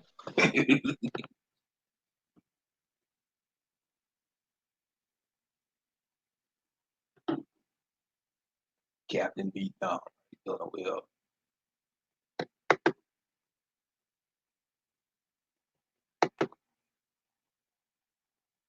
yeah.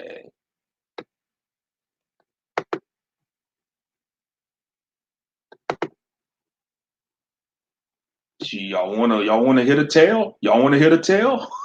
I can read the chapter. Y'all wanna hear the tale? I enjoy reading it, man. I enjoy reading my stories and creations, man. I in public, where not in public, just out on where it is public, it is a public stream. So technically it is a public stream. I'm streaming it's on live. So all righty. Chapter 11 enters the wolf thing. Enters the wolf's thing. Hold on, man, I think I'm gonna need a bottle of water because when you read, man, your throat get dry. So let me go get a bottle of water. Let me go ahead and take a piss and get relaxed because it's probably gonna be a lengthy chapter. So y'all just stay tuned.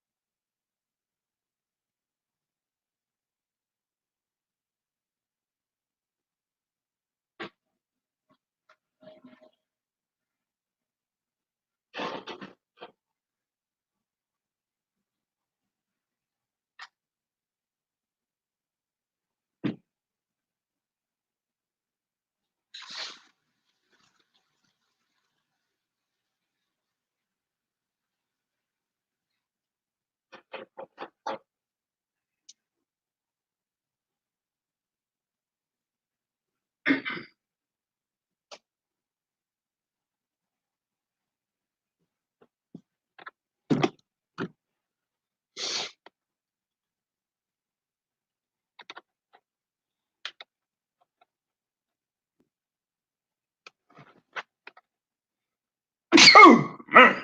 Damn allergies. All right, let's see. Be funny for that one. I don't mind. I'm a listening play Saints Row 3. Oh, that's cool. That's cool. All right. Let's see. Enters the raid den. Enters the wolf's den. Ray Dog was wandering across a beautiful meadow.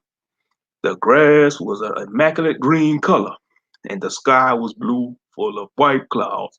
Ray Dog continued to wander around the field, and all of a sudden, he heard a woman's voice calling out to him, Rayshawn, Rayshawn, Rayshawn. Ray Dog had to stop for a moment and realize he was dreaming. He was he was in the middle of a lucid dream. In most lucid dreams, the scenery, places, and people change rapidly.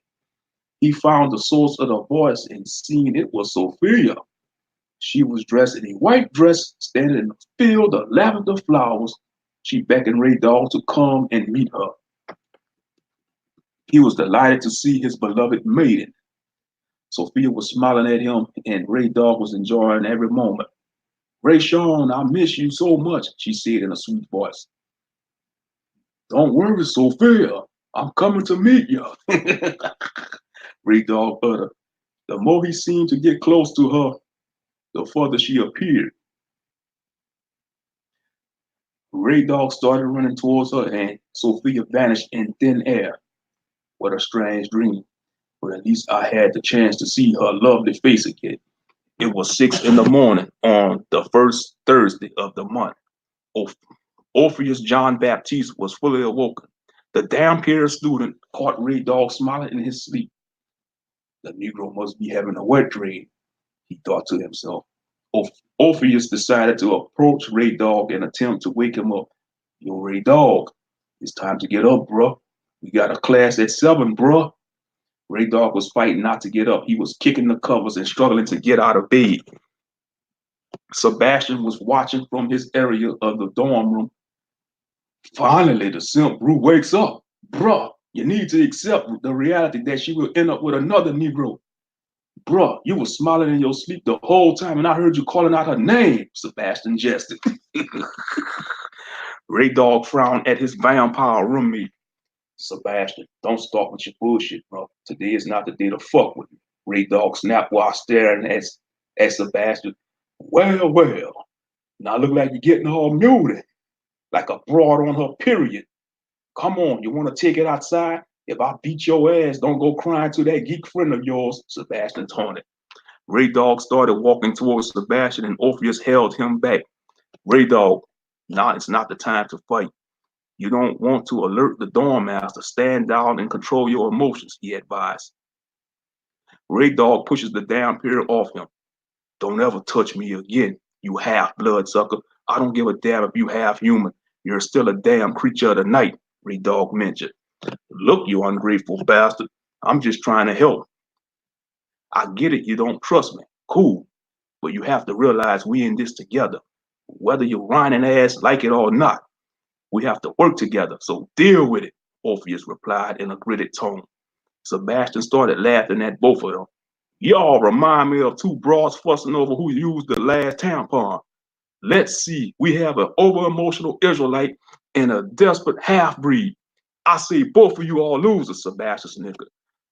Fuck you, Sebastian, they both replied in unison. He smirked and just left the room. Ray Dog and Orpheus had ignored each other and prepared for class.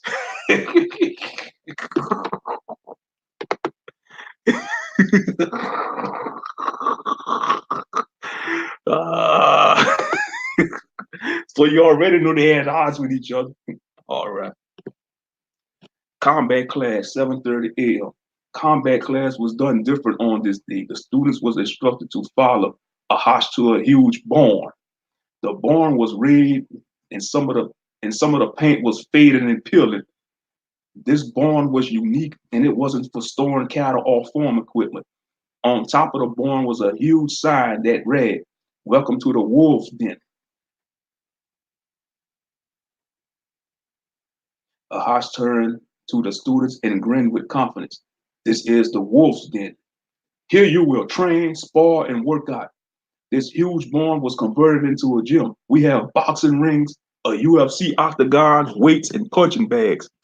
You may even use the Wolf's Den during your free time, Ahash announced. That's awesome, Sensei Ahash. You never told me that you had a gym made out of a barn, Fred said while looking at the barn. Ha ha ha. I wanted to surprise you, Fred.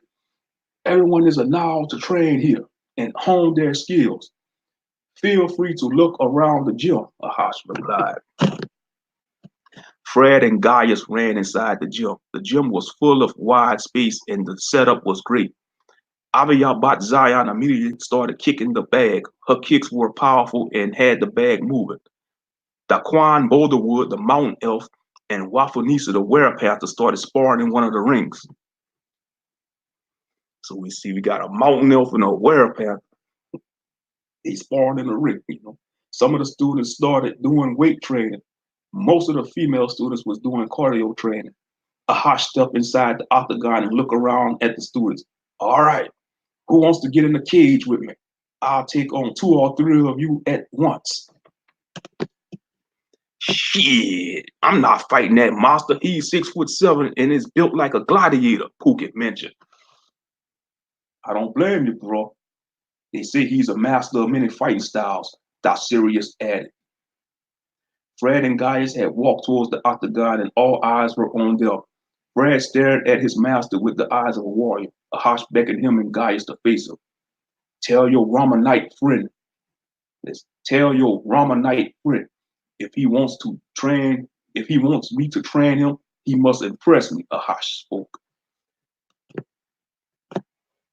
Oh shit, this ought to be good. We're about to see Fred spar with his master, and to tell you the truth, I'm kind of nervous to watch, Tyrone said to Benaiah. Have faith, Tyrone. Fred will do fine, Benaiah responded. Everyone stopped doing what they was doing and focused on the octagon. The fighters was facing each other. Tyrone and his friends was waiting to see who was going to strike first. Fred took off his uniform shirt. He wore a white muscle shirt underneath. The girls were swooning over his incredible physique. Serenity and Malfiba couldn't stop staring. Even Amina was blushing. I'm not impressed, and it takes more than good looks and muscle to win a fight. It's all about technique and strategy. Most non-elves don't understand this. Josie Dyer lightly frantic. So you got an elf hating on Fred. Don't tell me you're getting jealous, brother. Tasharu teased. Blah, nonsense, sister. Why would I be jealous of a human? Most of them fade away like rainwater hitting on a windowsill. Elves are the beginning, and we shall be the end, Josie Dyer replied with a smirk. Gaius Von Swiftband was shirtless and wearing just his spider trunks. He tends to wear them under his pants. His yellow wolf-like eyes was glowing with fury. Gaius was even sounding like a growling wolf. Ahash remains calm and collected. He wasn't fazed by either of them. Gaius' claws and fangs was trained on Ahash, and Fred got into a fighting stance. Hurrah! I am Gaius Von Swiftband, warrior of the Romanite race. Lord Romanus, give me strength. He bellowed across the gym. It's a lot. Some of the students were captivated to see Gaius calling on his God for strength. Tyrone and some of the students could see Gaius' aura. It was a white color and was full of energy. That's enough of the theatrics. Let's spar, Ahash barked. Gaius charges at Ahash with quick speed. He started slashing wildly at Ahash, and Ahash was dodging the slashes with ease. He quickly grabs one of Gaius's arms and flipped him. Fred jumps in and starts swinging at Ahash. Fred's blows are quickly blocked by Ahash. He counters with a kick that sends Fred flying against the cage. Dang, sent him flying against the cage. Gaius quickly gets up and starts growling at Ahash. Ahash charges his fist with energy and punches Gaius in the ribs. The blow was hard and it brought Gaius to his knees. I doubt you will get up from that move. Most of my students can't endure the impact of the Uvakian burning knuckle, Ahash admitted while grinning. Ah! It's like my ribs on fire, Gaius screams in agony. Fred attempts to challenge his master again. They both get into a UFC stance and start moving around the octagon. They started boxing with each other. It was like they were reading each other moves. Fred was good, but Ahash was more experienced. Fred did a combo on Ahash, but he absorbed the blows like a shield. Ahash did a takedown maneuver on Fred and quickly put him in an armbar. You might want to tap, pup. I will break your arm, Ahash taunted. Fred was using all his strength and willpower to break out of the submission move. The more he resisted, the more Ahash applied pressure. Out of nowhere, Gaius had pounced on Ahash like a raging wolf. He was clawing and biting like a rabid wolf. Ahash quickly let go of Fred. He focused on getting Gaius off him. The students was all frozen in fear, and they feared the worst for their fellow classmates. Ahash threw Gaius off him like a rag dog and started fighting him. Ahash was doing a series of devastating combos. He even slammed the Romanite student a few times. Yeah, he slammed him. He must have been pissed off. The students watched in horror. Ahash was manhandling Gaius like he was nothing. Damn! Have mercy on him, bruh, Pookie yelled. The experienced warrior was laughing like he was enjoying himself in battle. With one hand, he held the Romanite student by the neck and shown the crowd. A normal person would have died from the mighty blows, but luckily the Romanite race have a high accelerated healing factor. They can heal wounds and broken bones at faster rates. Relax. I'm sure I have broken a few of his ribs, but Gaius will be all right due to his healing factor, Ahash mentioned. The mighty warrior threw Gaius across the octagon. Fred charges his optic blast and was aiming at his master. Ahash had a grin of confidence and welcomed Fred to fire his blast at him. Fred fired the blast at Ahash. The blast hit Ahash, but he didn't suffer any damage. His black tank top was torn from the blast, but his skin didn't even have any marks or bruises. That's enough for now.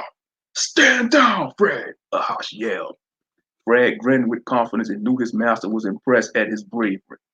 Ahash had walked up to Fred and patted him on the head. Ahash had faced the crowd and they knew that he meant business. Y'all just saw only 10% of my power. And even if I were to use half of my power, most of you would die, Ahash admitted. Man, what in the fuck is with this teacher after all? We just have seen and he mentioned only using 10% of his power and shit. Pookie ran it.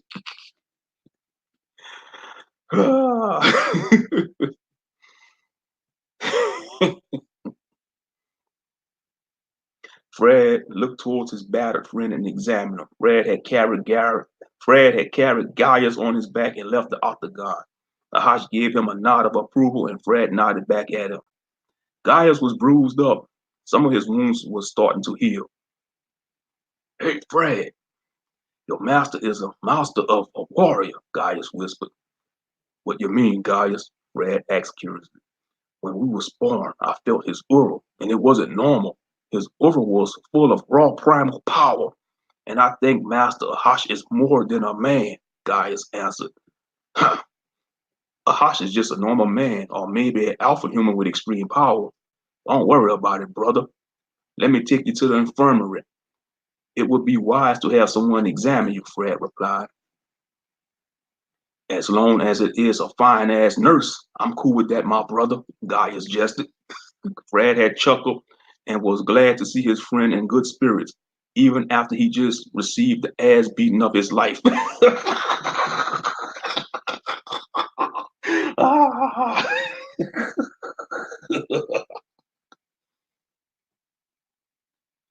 Ahash stood in the center of the octagon with his arms crossed. He was shirtless and wearing his green camel cargo shorts. He also was wearing his huge beaded necklace with the wolf fang pendant. To some, it was a fearful sight, and to others, it was a display of power and true masculinity. This will be a day the students will never forget. Tyrone and his friends had just stepped into the wolf's den. Azani and Etna had instructed the students to leave the gym and head to their next class, Goshen Academy Infirmary. Fred had successfully made it to the campus infirmary. The infirmary had beds and were full of many natural healing herbs. Fred placed Gaius on one of the beds and waited for the nurse. Hey, you know I could have I could have walked to the infirmary, my brother. You didn't have to carry me all the way here like a child, Gaius mentioned. I know that, Gaius, but I wanted to help, and that's what friends are for, Fred replied. You see me as a friend and not a master? You do know my kind are feared by humans and are hated by most non-human hate groups. Gaius asked while staring up at the ceiling. I don't care about that, Gaius, and to me you are a friend. I will give any Nahu a chance if they come to me with a pure heart and a humble spirit, Fred answered. The nurse entered the room and Gaius' eyes got huge. The woman resembled him and Fred was shocked. The nurse was 6 foot tall and petite with brown skin. Her face was serious with alert yellow wolf eyes. She had slightly pointed ears. Her hair was a silver color tied into a ponytail. Her face had red fan markings on her cheek. Dear brother, what have you gotten yourself into this time? She asked in a concerned tone. Fred looked at the nurse and Gaius was Fred looked at the nurse and Gaius with a puzzled face. Excuse me? Are y'all two related or something? The nurse looked towards Fred and sniffed the air around him and grinned, revealing her wolf fangs. Yes, we are related. I am the older sister of Gaius. Please tell me that he hasn't caused any trouble on campus, she asked. Not at all, and Gaius is a good friend of mine. We share the same room in our dorm. I am Frederick Malik Johnson III, by the way, Fred responded with his hand extended. She extended her hand towards Fred and started sniffing him. You're strong indeed and have strong traits of an alpha. Ahash trained you well, and I could tell he values you like a father. My name is Gashina Bana Swiftfang. I am 27 years old, and my baby brother is 18. We are both still young in the eyes of our parents and elders. Ramanites live longer lifespans and rarely catch diseases, Gashina replied.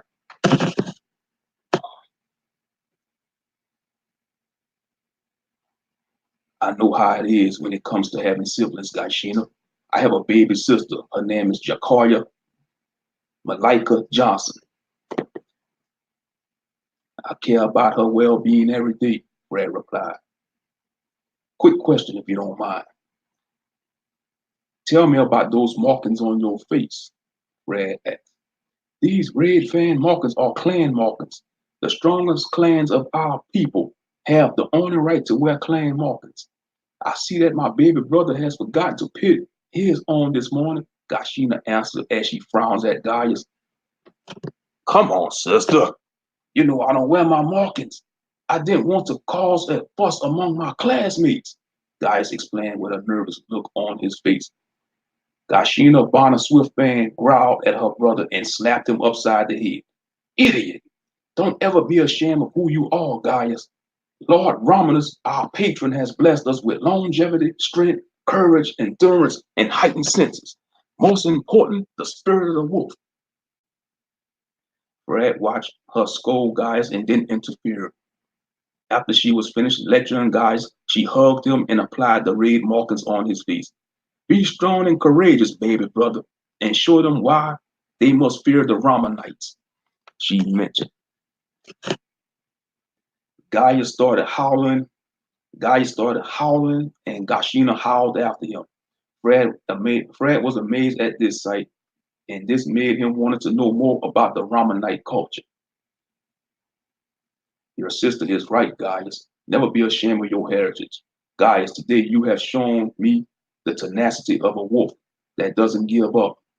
Gashina Bana Swiftman, your brother is a tremendous warrior, and I will be honored to let him train with me and master the harsh ebony moon. Fred acknowledged. Gaius stood up with confidence and glanced into the mirror. His wounds was fully healed and was ready to continue his day. Thank you for vouching for me, Fred. That means a whole lot to me. Glad I was able to help, and your thanks are always welcome, Fred replied.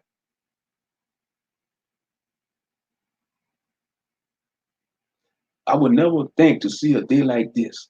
A human and Ramanite being best buds. It's like y'all known each other before, Gashina mentioned while smiling at Fred. It's all about the spirit and vibes you bring to the table. Gaius brought positive vibes to me, and I'll return to favor with Shalom in the harbor, Fred replied. Gashina Bonner Swiftman looked confused for a moment. Shalom in the harbor? What those words mean? Fred smiled confidently, revealing his teeth. Shalom means peace, and Ahava means love in our ancestral language, known as Hebrew or Ivrit, Fred answered. Wow, that sounds beautiful. And the way you said it, it did something to my spirit. And all my words are gone for now. Thank you, Fred. And I trust you will look after my baby brother. Come on, sister. Stop calling me baby. I'm old enough to find a mate and bring forth pups. Father acknowledged me as a warrior of our tribe. I'm 18 years old and not a child anymore, Gaius ranted. Gashina walked up to him and slapped him upside the head again. Boy, you ain't ready to look for a mate yet. You probably won't even know what to do first with a woman. You're not even a full-grown man yet, and still is wet behind the ears, she scolded. Damn, you didn't have to hit me, Gaius barked while frowning at his sister. Fred let out a huge laugh. The siblings looked at him and wondered why he was laughing at them. Don't worry, Gashina. I will make sure your baby brother stays out of trouble, Fred said sarcastically. Boy, don't make me claw you. I don't care if you handsome or not. When it comes to my family, I take it seriously, Gashina mentioned while low growling at Fred. Looks like your charm doesn't work on my sister, Gaius gestured at Fred. I guess not. For now, at least, Fred joked. All right, I had it with y'all two. Since my brother is here, I think it's time for y'all two to head back to class, Gashina scolded. It was a pleasure meeting you, Miss Swiftfang, Fred said to her. Boy, drop all the formality bullshit and call me Gashina, she replied while smiling at him. Fred grinned at her. All right, Gashina, shalom and blessings to you. Fred and Gaius left the infirmary together and headed to their next class. Gashina watched them from a distance and sensed that her brother was grown quite fond of the Israelite warrior. Gaius looked up to Fred like an older brother. They may be different beings and from different realms of existence, but they were brothers by spirit. All right, that's the chapter.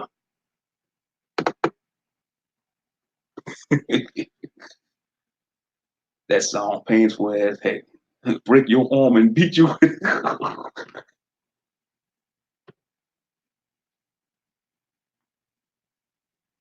Yeah, that was a good chapter, you know.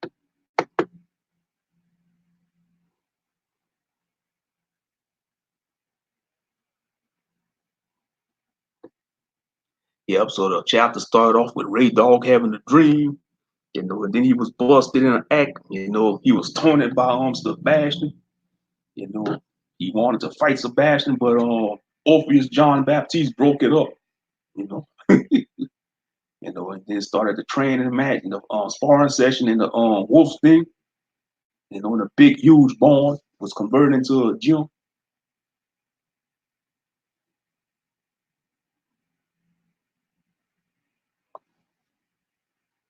Yeah, that was chapter, let's see, that was chapter 11, I think.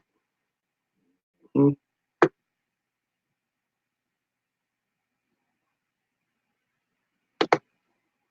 Yep, chapter 11.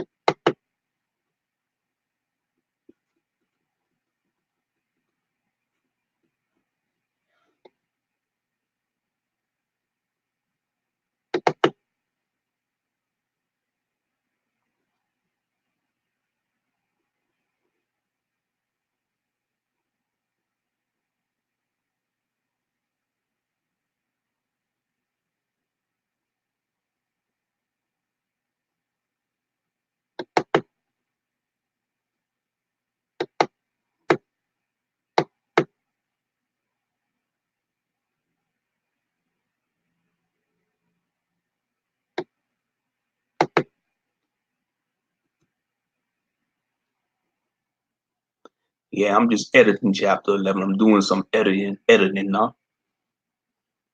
That's one thing when it comes to writing. You're gonna stay doing editing, and proofreading and all that. I'm glad they got that little extension Grammarly though. That's a good little app that help you when you're writing Grammarly. I'm glad they have that. They've been helping me out a lot. Yes, indeed, man. That app been helping me out a lot when I'm writing and typing.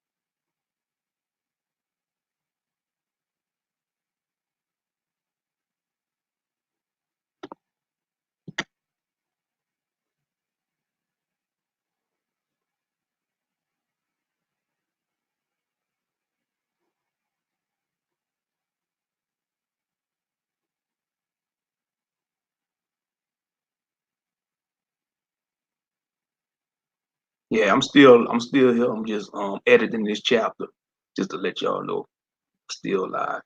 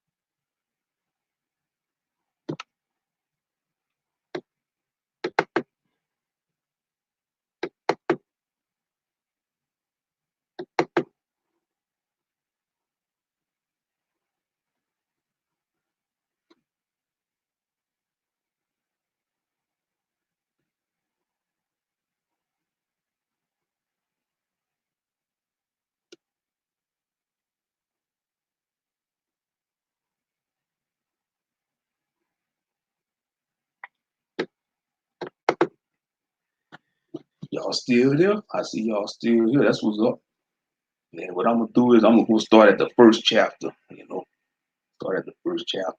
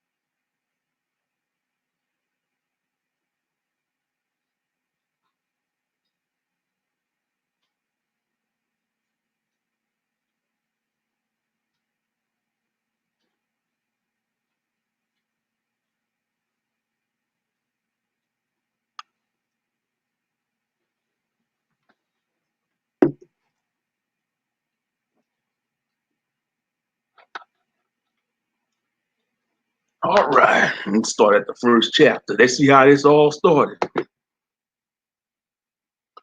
Chapter 1, a change of scenery. DJ Charlie Smooth was driving on the Georgia highway to Spalding County. Tyrone was riding in the front with him and enjoying the ride. Fred and the rest of the heroes was riding in the back. Fred was excited and couldn't wait to arrive at the ranch. So what's the name of the ranch we going to? Tyrone asked DJ Charlie Smooth. I'm glad you asked, sonny boy. The name of the facility is Goshen Metals Academy. This is a training facility for alpha humans and non-humans with special abilities. An elite group of warriors founded Goshen Metals Academy back in the 1970s. DJ Charlie Smooth answered. Goshen. That sounds like the area the Israelites stayed during their time in Egypt. A fascinating name for academy, and I'm looking forward to seeing what it has to offer, Tyrone replied. Fred was observing Pookie and noticed that he was tense. Is something bothering you, my brother? He asked. Yeah, bro. Leaving my hood and not knowing anything about this place we're heading to is kind of stressing me out a little. To be quite honest, I ain't ready for all this training and children of destiny shit. I am a street brother and I might not fit in at the academy. Pookie answered. Fred had nodded at him and placed his hand on his shoulder. I have faith in you, Pookie, and I am not the one to give you your final judgment. The Most High is in charge of that. Don't worry, my brother. We have your back, and we will grow strong spiritually, physically, and mentally. Most importantly, the Most High is our source of power. Sometimes you have to let go and let Yah work his hand in your life, Pookie, Fred advised. Don't worry, Pookie. If anyone speaks ill of you, Fred and Tyrone, I will crush their face with my set apart fist. Ray Dog mentioned in a calm tone. He letting it be known. He'll crush their face with his set apart fist. Pokey and Fred had chuckled at Ray Dog's comment. The three of them did a fist bump. Ray Dog, you're one of those rare brothers that any brother would like to have in their hood. I'm glad to call you my homie, bruh, Pookie responded.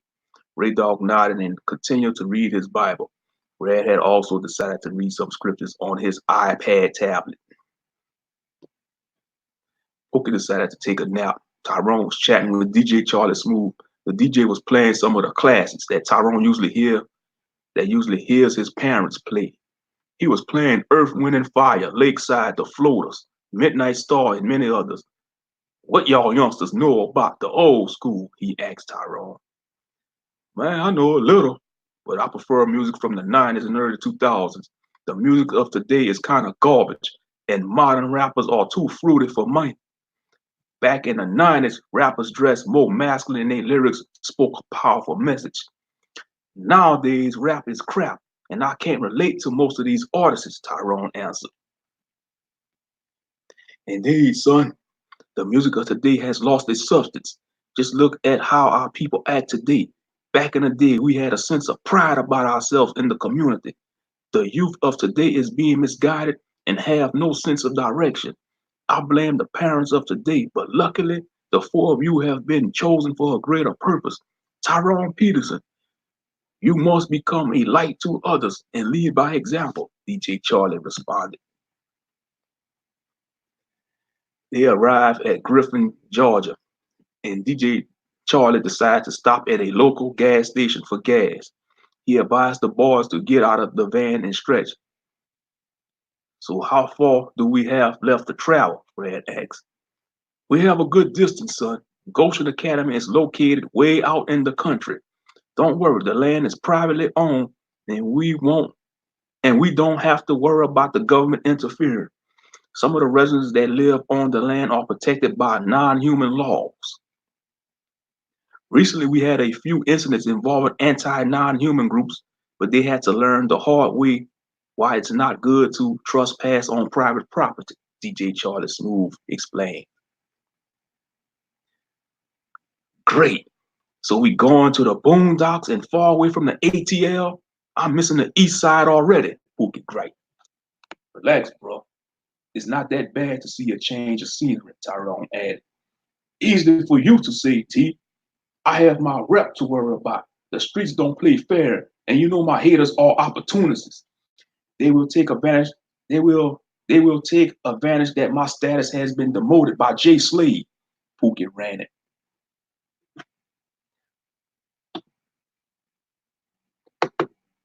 Ark. We have other things to focus on. Be thankful that Yah has removed you from that environment. Goshen Meadow Academy will be a stepping stone to our new beginning, Tyrone replied. Ray Dog had walked towards Pookie and gave him a stern look. Pookie knew that he was about to say something serious. For I know your thoughts, Leslie. For I know the thoughts that I think toward you, said the Most High. Thoughts of peace and not of evil, to give you an expected end. Jeremiah 29, verse 11. Ray Dog quoted. Great scripture, Rashawn. That's right. The Most High thoughts are always peaceful towards us. The Most High knows our end even before we are born into this realm, Brad added. Pookie, you have us for your crew, and your number one supporter is Marissa. That girl is crazy about you, bruh, Ray Dog mentioned. Pookie had remembered the argument he had earlier with his girlfriend, Marissa Norwood. He started thinking about her and hoped that she won't break up with him. I don't know about that anymore, bro, he sadly said. Why do you say that, Pookie? I thought you and Marissa was on good terms. Y'all took some great pictures on y'all date night. Many broads would love to be in her place, Tyrone mentioned. We had an argument earlier, and I said some harsh things to her. I told her she would never know our whole struggle because she's only part black. I think she will decide. I think she will probably decide to leave me. Usually when women say they want to take a break, it's a red flag for them wanting to see someone else, Pookie explained to Tyrone and Ray Dog. Nonsense, Ark. Give her time, and she will be hitting up your phone soon. Marissa was brought up in a good home, and many brothers would be honored to have a lady like her in their life. Pookie, you're one lucky bastard, you know that? Tyrone replied jokingly.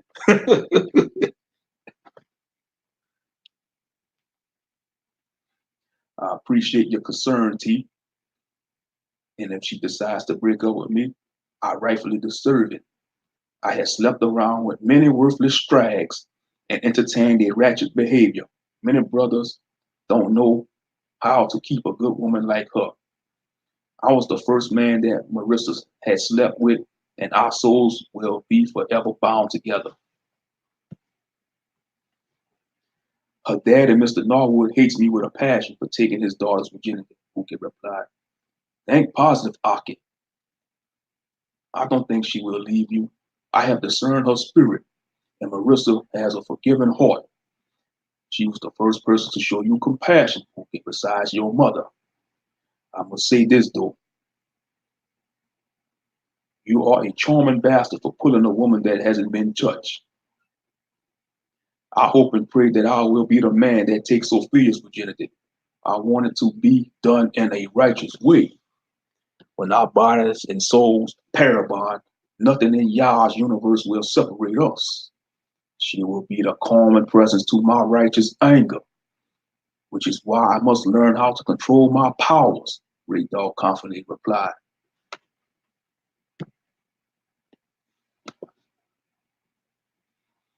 The group finished their chat outside the gas station and decided to enter. DJ Charlie Smooth had told them to buy anything they want. He will cover the tab for them, and Tyrone didn't hesitate to take him on his offer.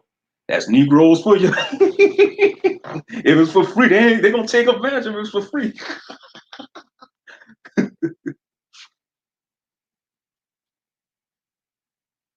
Make sure y'all buy all the Make sure y'all buy all y'all favorite snacks because where y'all going, junk isn't allowed, he advised them. I just want some beef jerky and maybe a few bottles of flavored water, Brad said. They had all purchased some snacks and drinks. DJ Charlie had kept his word and paid for everything. They all boarded the van, and Tyrone decided to let Fred ride in the front seat with the DJ. They were riding through the city, and many of the people they saw were unfamiliar. I take it this must be your first time to Griffin, Georgia, the DJ asked Fred. Yes, this is my first visit here. Can you please tell me more about Spalding County, DJ Charlie? Fred asserted. Spalding County is made up of two cities and one town. Griffin is the largest, and the other city is named Sunnyside. The town is called Orchard Hill, and it's a small town. Many of the residents of Spalding County doesn't take kindly to non-humans. The non-humans are welcome to Griffin, but they are not allowed to work government jobs. Plus, the city council has passed a law that non-humans must leave the city at sundown. If they are caught, they will be escorted out of the city or jail, the DJ explained. Are you serious, DJ? I mean, what about the Strange One Act that Obama passed a couple of years ago? According to the non-human agency sources, non-humans has been here in Earth realm for many centuries or millennia, Red responded with disbelief. Yes, I'm afraid the people of Griffin usually shuns and sneers at the sight of Brogonites. The Harshonite doesn't view Griffin as a worthy city to visit nor to set up businesses. Most of our people don't mind the Brogonites being around the city. A few non-human rights activists held a few rallies, but it was shut down by the sheriff of Spalding County. Sadly, most humans aren't ready for non-humans, and most likely they ain't ready for soups either, the DJ answered. Brad had a look of confusion and asked, what in the world is soups? DJ Smooth had taken a drink of soda. Son, you probably won't believe me if I answer you. Go on, try me. I'm game for anything and I want to know the answer, Fred replied confidently. Soups, which is spelled S-U-P-E-S. Soups is short for supernatural beings, you know, things that go bump in the night, vampires, lycanthropes, and various other creatures. There are rumors that many other residents have spotted werewolves in the backwoods of the county. Also, my sources told me that Griffin has a growing vampire population. Fred, be on guard for these abominations, he answered. Fred begins to smirk and laugh. Get out of here, DJ. Are you telling me that vampires and werewolves are walking amongst us? Those are only in movies and novels, Fred mentioned. Didn't your ass encounter a fucking Sasquatch? Not too many motherfuckers have the chance to meet a fucking Sasquatch. If Sasquatches are real, what makes you think that vamps and lichens aren't? Get a rip on reality, son. Times are strange, the DJ ran it. Yeah, that was a cool rant. That's how it is with them old school brews, man. Huh. Great point, DJ. Maybe I will ask Jeremiah one day. I hope to see my friend again someday. Jeremiah and I can conversate like two wise men, Fred admitted. The DJ had stopped talking and focused on the road. Fred decided to play some Israelite music. He was playing various artists that were in the faith. Tyrone, Pookie, and Ray Dog were chilling in the back. The van was traveling in the rural areas of the city. The boys were seeing the countryside for the first time. Yo, this is the damn country. Look at all these farms and shit. I hope they don't have us shoveling the hog shit. Pookie ran it. Typical hood brother for you, boy. Hood brew for you. Pookie want to go back to the hood, man. So you know Pookie, he wasn't down for the vacation. He wanted to stay in the ATL. But he had no choice. He said he had to go. Nah, bro. I doubt they will have. Nah, bro. I doubt they will have any pigs on the ranch. Have you forgotten that the Alpha humans are awakened Israel? Have you forgotten that other Alpha humans are awakened Israelites? Tyrone asked. Well, good then, because I am not a pig farmer. I am a street nigga. I will forever ride for East Point. I'm ready for any challenge that comes my way at Goshen Metals Academy. Tyrone and Ray Dog, let's show them what the ATL has to offer, Pookie boasted. Well, it's good to see you in good spirits again, Pookie, Ray Dog commented. The three of them did a fist bump and continued to chat. So Tyrone, what? So Tyrone, so Tyrone, what you think about Agent Stone? I know your ass was watching her and probably would like to hit it, Pookie teased. Bruh, she's an attractive sister, and I wouldn't mind to date her.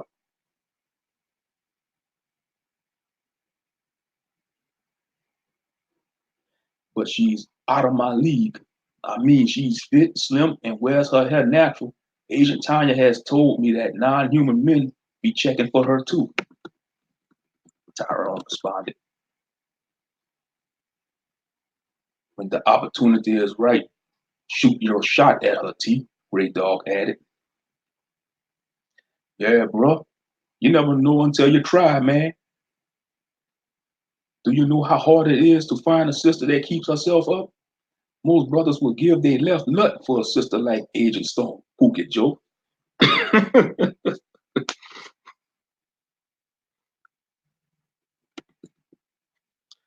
Well, I could say the same for Marissa and Sophia. Ray Dog, you will have strong competition for Sophia's hand in marriage. I wish you all the best, my Akin feet.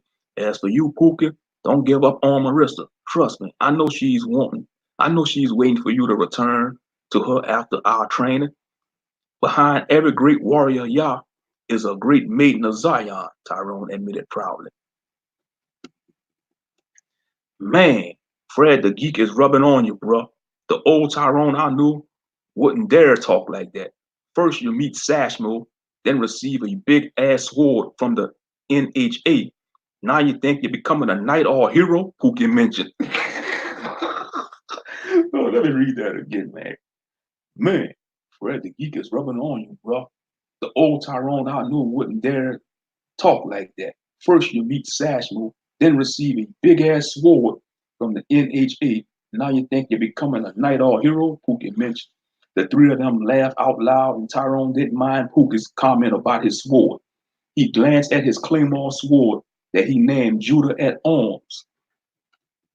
Tyrone was ready to learn the way of the sword, and if this was part of his calling, he would embrace it wholeheartedly. While they were traveling down the road in the rural area, hold up, they came to pass a police car on the side of the road. The DJ made sure he was doing the speed limit. Oh shit, that go 50. After they passed the police car, all of a sudden the car started following them. The police car had its sirens flashing, and Tyrone was nervous. Oh shit, the fucking cops are after us. We have these weapons up in here and might end up going to jail. Fuck, I can't afford to go to jail, Pookie yelled. Calm down, Pookie. We will get out of this situation by the hand of Yah, Red Dog said calmly. The police car had signaled them to pull over, and the DJ had followed orders. He pulled the van to the side of the road and turned the engine off. Don't worry, boys, I got this. Just relax and be calm, DJ Charlie Smooth advised. Damn, so they got pulled over by the cops for no damn reason, man. What kind of that's the cops for you. And got pulled over by the cops, man.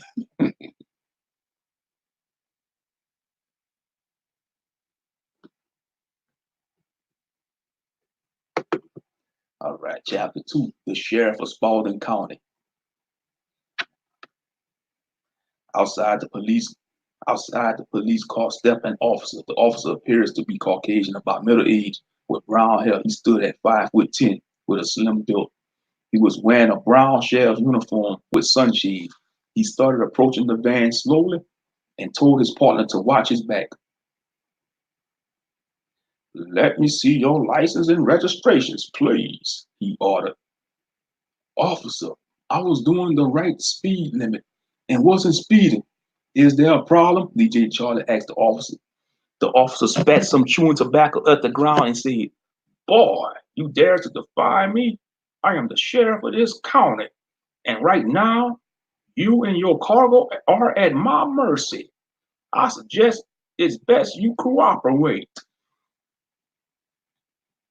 The DJ had obeyed the orders of the sheriff and handed his license and registration toward him. The sheriff had glanced at Fred, who was sitting on the passenger side. I'm going to need to see his ID too. And that goes for all of you in the back. Don't make me ask twice, he demanded. Fred glanced at the badge of the sheriff to get his name. Officer McClure. Officer McClure. We ain't causing any trouble. We're just traveling to our destination. We have no intention of breaking the law in your county, Fred persuaded. Nice try, boy. Now all of you, step out of the van now. Let me see your hands and raise them high to the fucking sky, Officer McClure demanded while pointing his gun at them. The men were frozen and couldn't believe this was happening to them. The sheriff deputy was pointing a shotgun at them from the squad car. Don't you fucking move, big guy. You may be the tallest, but this shotgun will cut you down like a tree, the deputy taunted at Fred.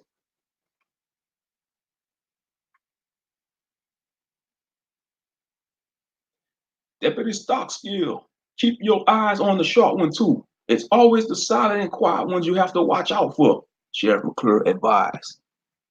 Yes, sir, he replied back. Whatever y'all do, don't use your powers, Fred whispered to the others. You must take me for a fool. I know all about the four of you. I'm sorry to tell you, Boys, this isn't Atlanta. You're in my backyard now. As sheriff of Spalding County, my mission is to protect its citizens from threats like you, Sheriff McClure mentioned. Just how in the hell we are a threat to your city? Tyrone asked. Speak when spoken to, Deputy Stockstill yelled. The sheriff had looked at Fred's face eye to eye. Come on, are you going to shoot me with that? Come on, are you going to shoot me with that eye blaster like you did those cops at Henderson High, at the Henderson High incident? Do that, boy, and I promise you that you won't see another sunrise. I am the law, and you will respect the law, he spoke in a southern accent.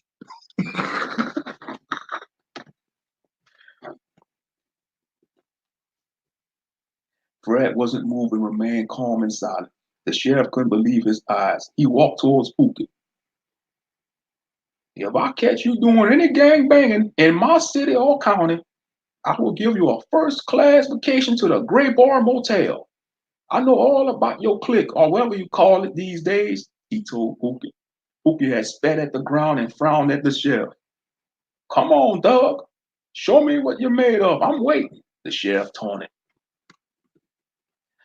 Man, fuck you, you racist ass cracker, Pookie shouted at the sheriff, at Sheriff McClure. Sheriff McClure furrowed his brow at Pookie. Boy, do you know I could cite you for insulting an officer of the law? It would be wise for you to shut the hell up, or I might have to give you an attitude adjustment, he replied while pointing to his taser on his belt. Sheriff McClure, can you please just give me a ticket and let us go? These young men are not a threat to your county. I was just bringing them to the academy, DJ Charlie added. Do you mean that academy that's located way out in the boonies? I heard many non-humans live on that land. Just how in the hell they was able to purchase all that land, the sheriff responded. I believe it's called Goshen Meadows Academy, and it's located on 300 acres of land. There are a few Broganite communities on that land too, Deputy Stockstill added. Well, boys, I might consider letting y'all off, but first I'm going to have to search the van. Deputy Stockstill, call for backup so we could have us a search party, Sheriff McClure directed. Yes, sir, he replied. Tyrone had gotten tense and his heart started beating fast. Pookie's face had a look of worry. Fred just remained calm and collected. Please, Sheriff, we don't have any drugs or any illegal firearms in my van, DJ Charlie Smooth pleaded. Do you need a search warrant to search a person's vehicle? Tyrone asked the sheriff. The sheriff looked at Tyrone with a prideful face and grinned. Boy, this is my county and city. I'll make the rules and bend them if necessary. If I wanted to, I could have all of your asses hauled off to county jail, Sheriff McClure mentioned. Racist ass bastard.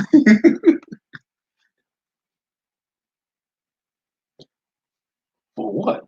We didn't do anything illegal. And besides, we just traveling to Goshen Academy. If we're not being detained, then you have no right to arrest us. I have connections with the Red Cedar clan. And if the Grand Foreman finds out you wrongfully arrest me, he will be extremely pissed, Tyrone admitted.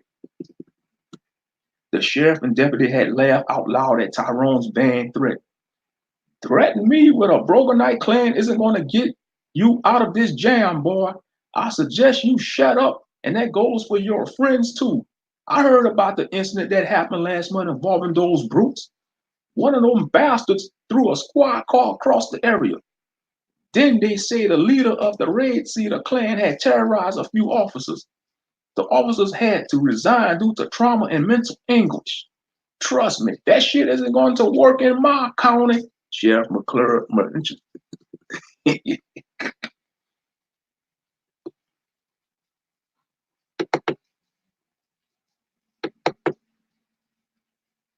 A few moments later, two more squad cars came at the scene.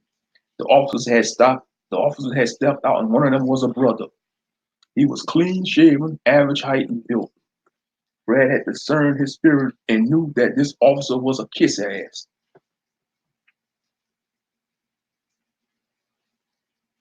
Well, what we have here. Looks like I have the opportunity to meet the so-called hero of Henderson High.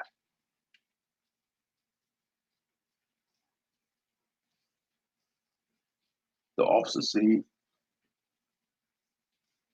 Deputy Tillman, it's good to see you here. I need you and the other deputies to watch them while Deputy Stockstill and I search the van. You got it, Sheriff McClure. I will make sure that these thugs won't move a muscle. We can't allow ministers of society like these four young men to run amok in our city of Griffin. Deputy Tillman responded. Come on, brother. You didn't have to label us as a menace to society. I am an honorable man, and that goes for my cousin and my friends as well. We just want to get to the academy, Brad added. You're no brother of mine, Frederick Johnson III. After what you did to ATL's finest, far as I'm concerned, you damn alpha humans are no better than them damn non-human freaks. You have caused all kinds of ruckus in Atlanta last month. Well, let me tell you something, Mr. Johnson III. You ain't no hero. You're a freaking joke, and that goes for you, the rest of you as well. Let's see. And that goes for the rest of you as well, Deputy Tillman replied.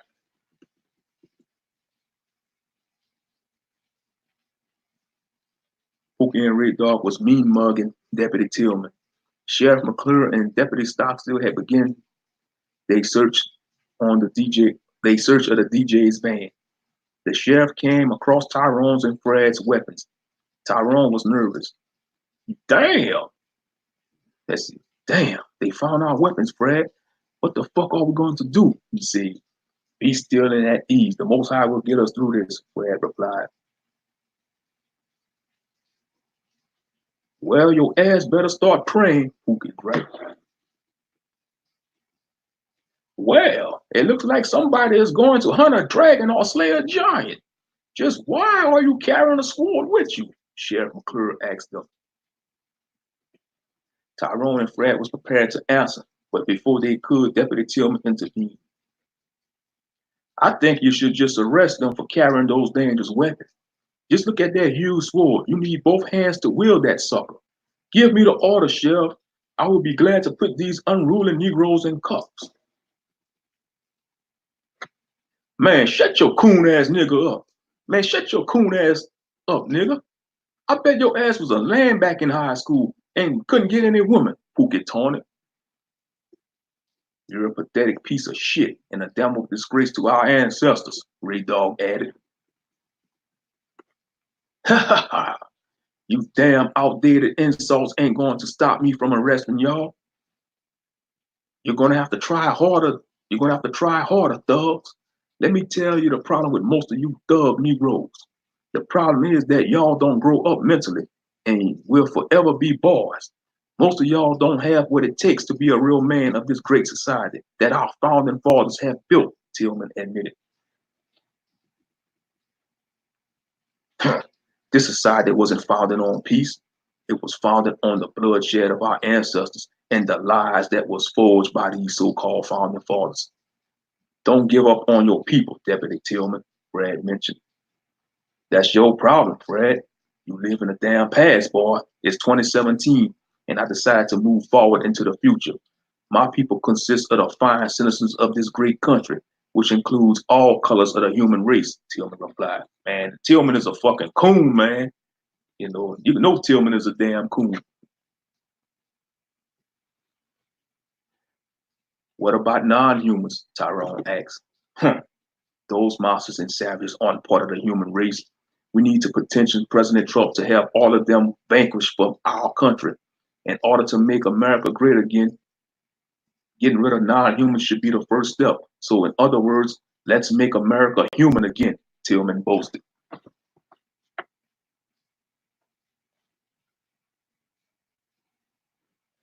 Deputy Tillman, my orders to you was to watch them. Don't put them in cuffs until I order you so. I am the damn sheriff, and you're a deputy of my department. Know your place, Deputy Tillman. Sheriff McClure admitted. Yes, Sheriff McClure, I know my place. I just want to see this thug behind bars. Pookie is part of the EPG gang, known as the East Point Goons, and can possibly try to spread his gang's influence on the youth in Griffin. I could pull his juvenile record up if you want me to, Tillman explained to the sheriff. Deputy Tillman had noticed Pookie's EPG tattoo on his fist, and Pookie had started to mean mug him. I have no respect for sellouts. Some of you more cutthroat than people on the streets, Pookie commented. Bruh, chill out. Are you trying to get us locked up? Just ignores the officer's taunts, Tyrone insisted. The sheriff was examining the weapons and was amazed at the Harshanite sword. He reached for it and tried to unsheath it, but he couldn't. When he grabbed the hilt, a jolt of energy hit him. What in the hell is with this sword? Why can't I touch it? Someone better answer me, damn it, he demanded towards them. The answer is simply only the righteous can wield the sword. Plus, you're not a Harshanite, and it was presented to me by Lady Samira, a member of the NHA Council. I am the first human of Earthrealm to hold a Harshanite sword, Brad mentions with a tone of confidence. The sheriff's face was red and he started to grow irritated. You have mentioned the NHA Council and the Harshanites.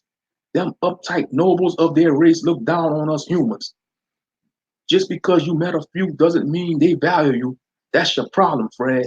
You're too quick to trust these non-human bastards. Keep that shit up and it will be the downfall of you. The same thing can be said about humans too. Just look at history, for example, Fred replied. Look here. I didn't find any illegal substances or firearms in the van. Plus, the driver was doing the speed limit. The truth is that I was just waiting for y'all to arrive in my county. Fellow straight troopers had anointed me our deputies, Sheriff McClure admitted.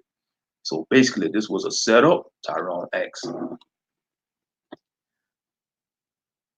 Don't worry, Tyrone Peterson. This wasn't a setup nor a drug bust.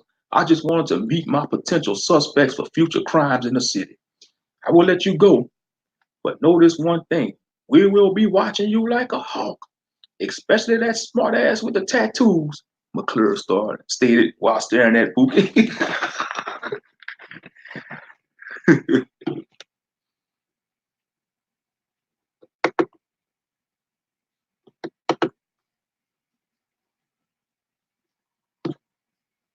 Come on, Sheriff McClure. You should at least take Pookie into custody for insulting you. Let the others go if you must, but please give me the orders to arrest Pookie. That thug deserves to be locked up, Tillman pleaded. You know, Tillman, being a kiss ass isn't going to guarantee you a higher position on the ladder, Stockstill mentioned. The other officers and sheriff had all started laughing. Fred had even started chuckling at Tillman. Maybe we should just change his name to Officer Brownnoser, Tyrone joked. Man, that's a good one. Officer Brownnoser, Stockstill cheered. How about Officer Coon Ass? Because he's a coon that loves to kiss ass, Pookie added. More like Officer Smooth-Faced Baldy with a pooch belly. Damn, son, when's the last time you did some sit-ups or push-ups? Great Dog jested. Lay off the donuts and snack cakes, Deputy Chubby Coon, Fred jested. Then they started roasting Officer Tillman. They started roasting his ass. Tyrone and his friends started roasting Deputy Tillman for a few minutes. The sheriff and the other deputies couldn't help but laugh at the jokes being made about Tillman. Tillman was embarrassed and headed back to his car. All right, that's enough of this foolery. It seems that you boys hurt one of our deputies' feelings. Don't worry, I'm not holding it against you. But this will be a final warning to y'all. If y'all asses cause any ruckus in my city or county, the joke will be on you. That's all. Y'all free to go. And oh yeah, drive safe, Sheriff McClure mentioned.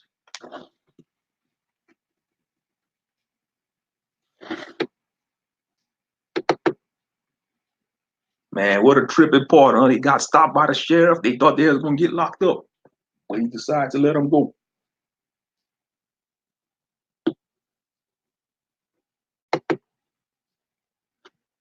Tyrone and the men was relieved to be out of the reach of the sheriff.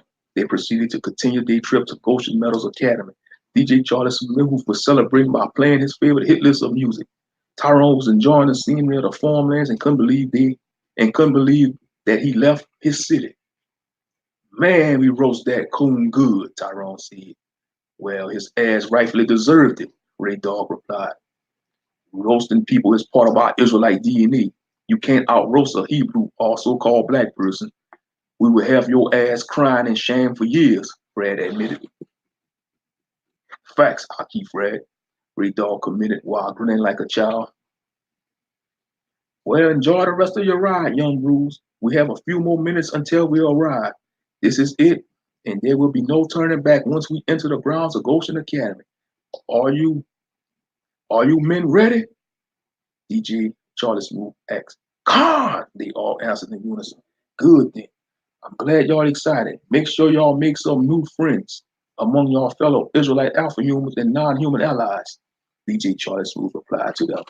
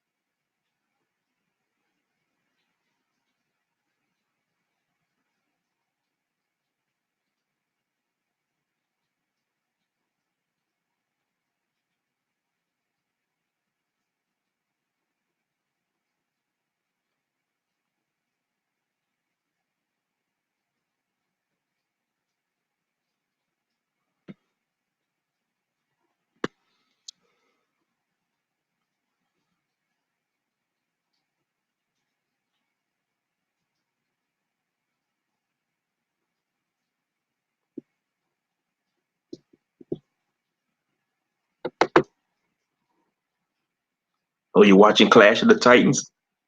Yeah, I'm just editing. I might go try to watch a movie too, man. Yeah, watch a good action movie also.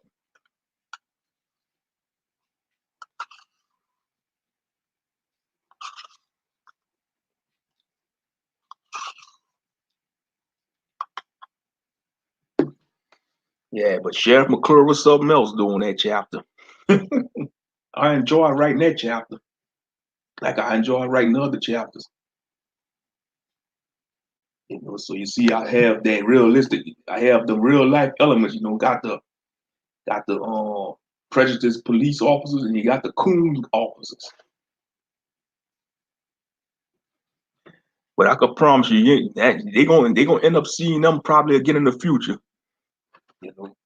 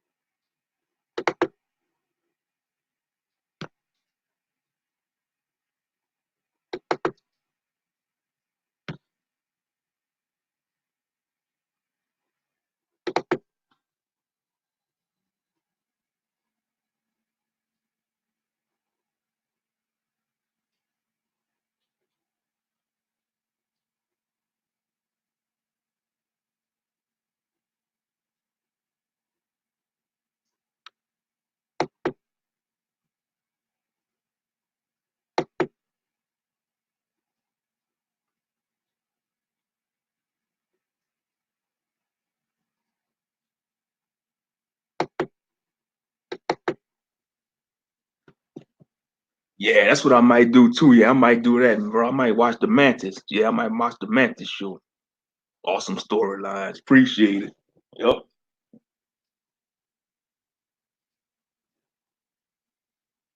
Oh yeah, I bet you when you heard me reading, you thought they was probably gonna go to jail, huh? But he decided to let them go. She.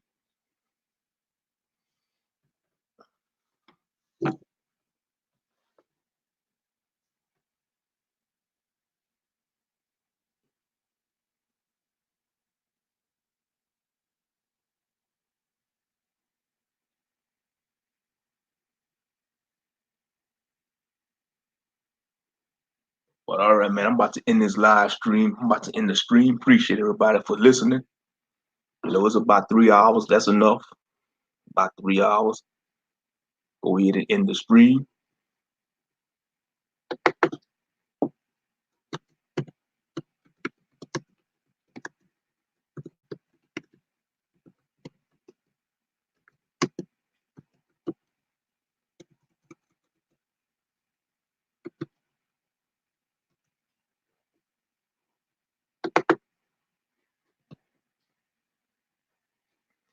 All right, appreciate y'all for stopping by and tuning in. Most high willing, I'll do some more lives in the future. Y'all willing. But until then, shalom and peace.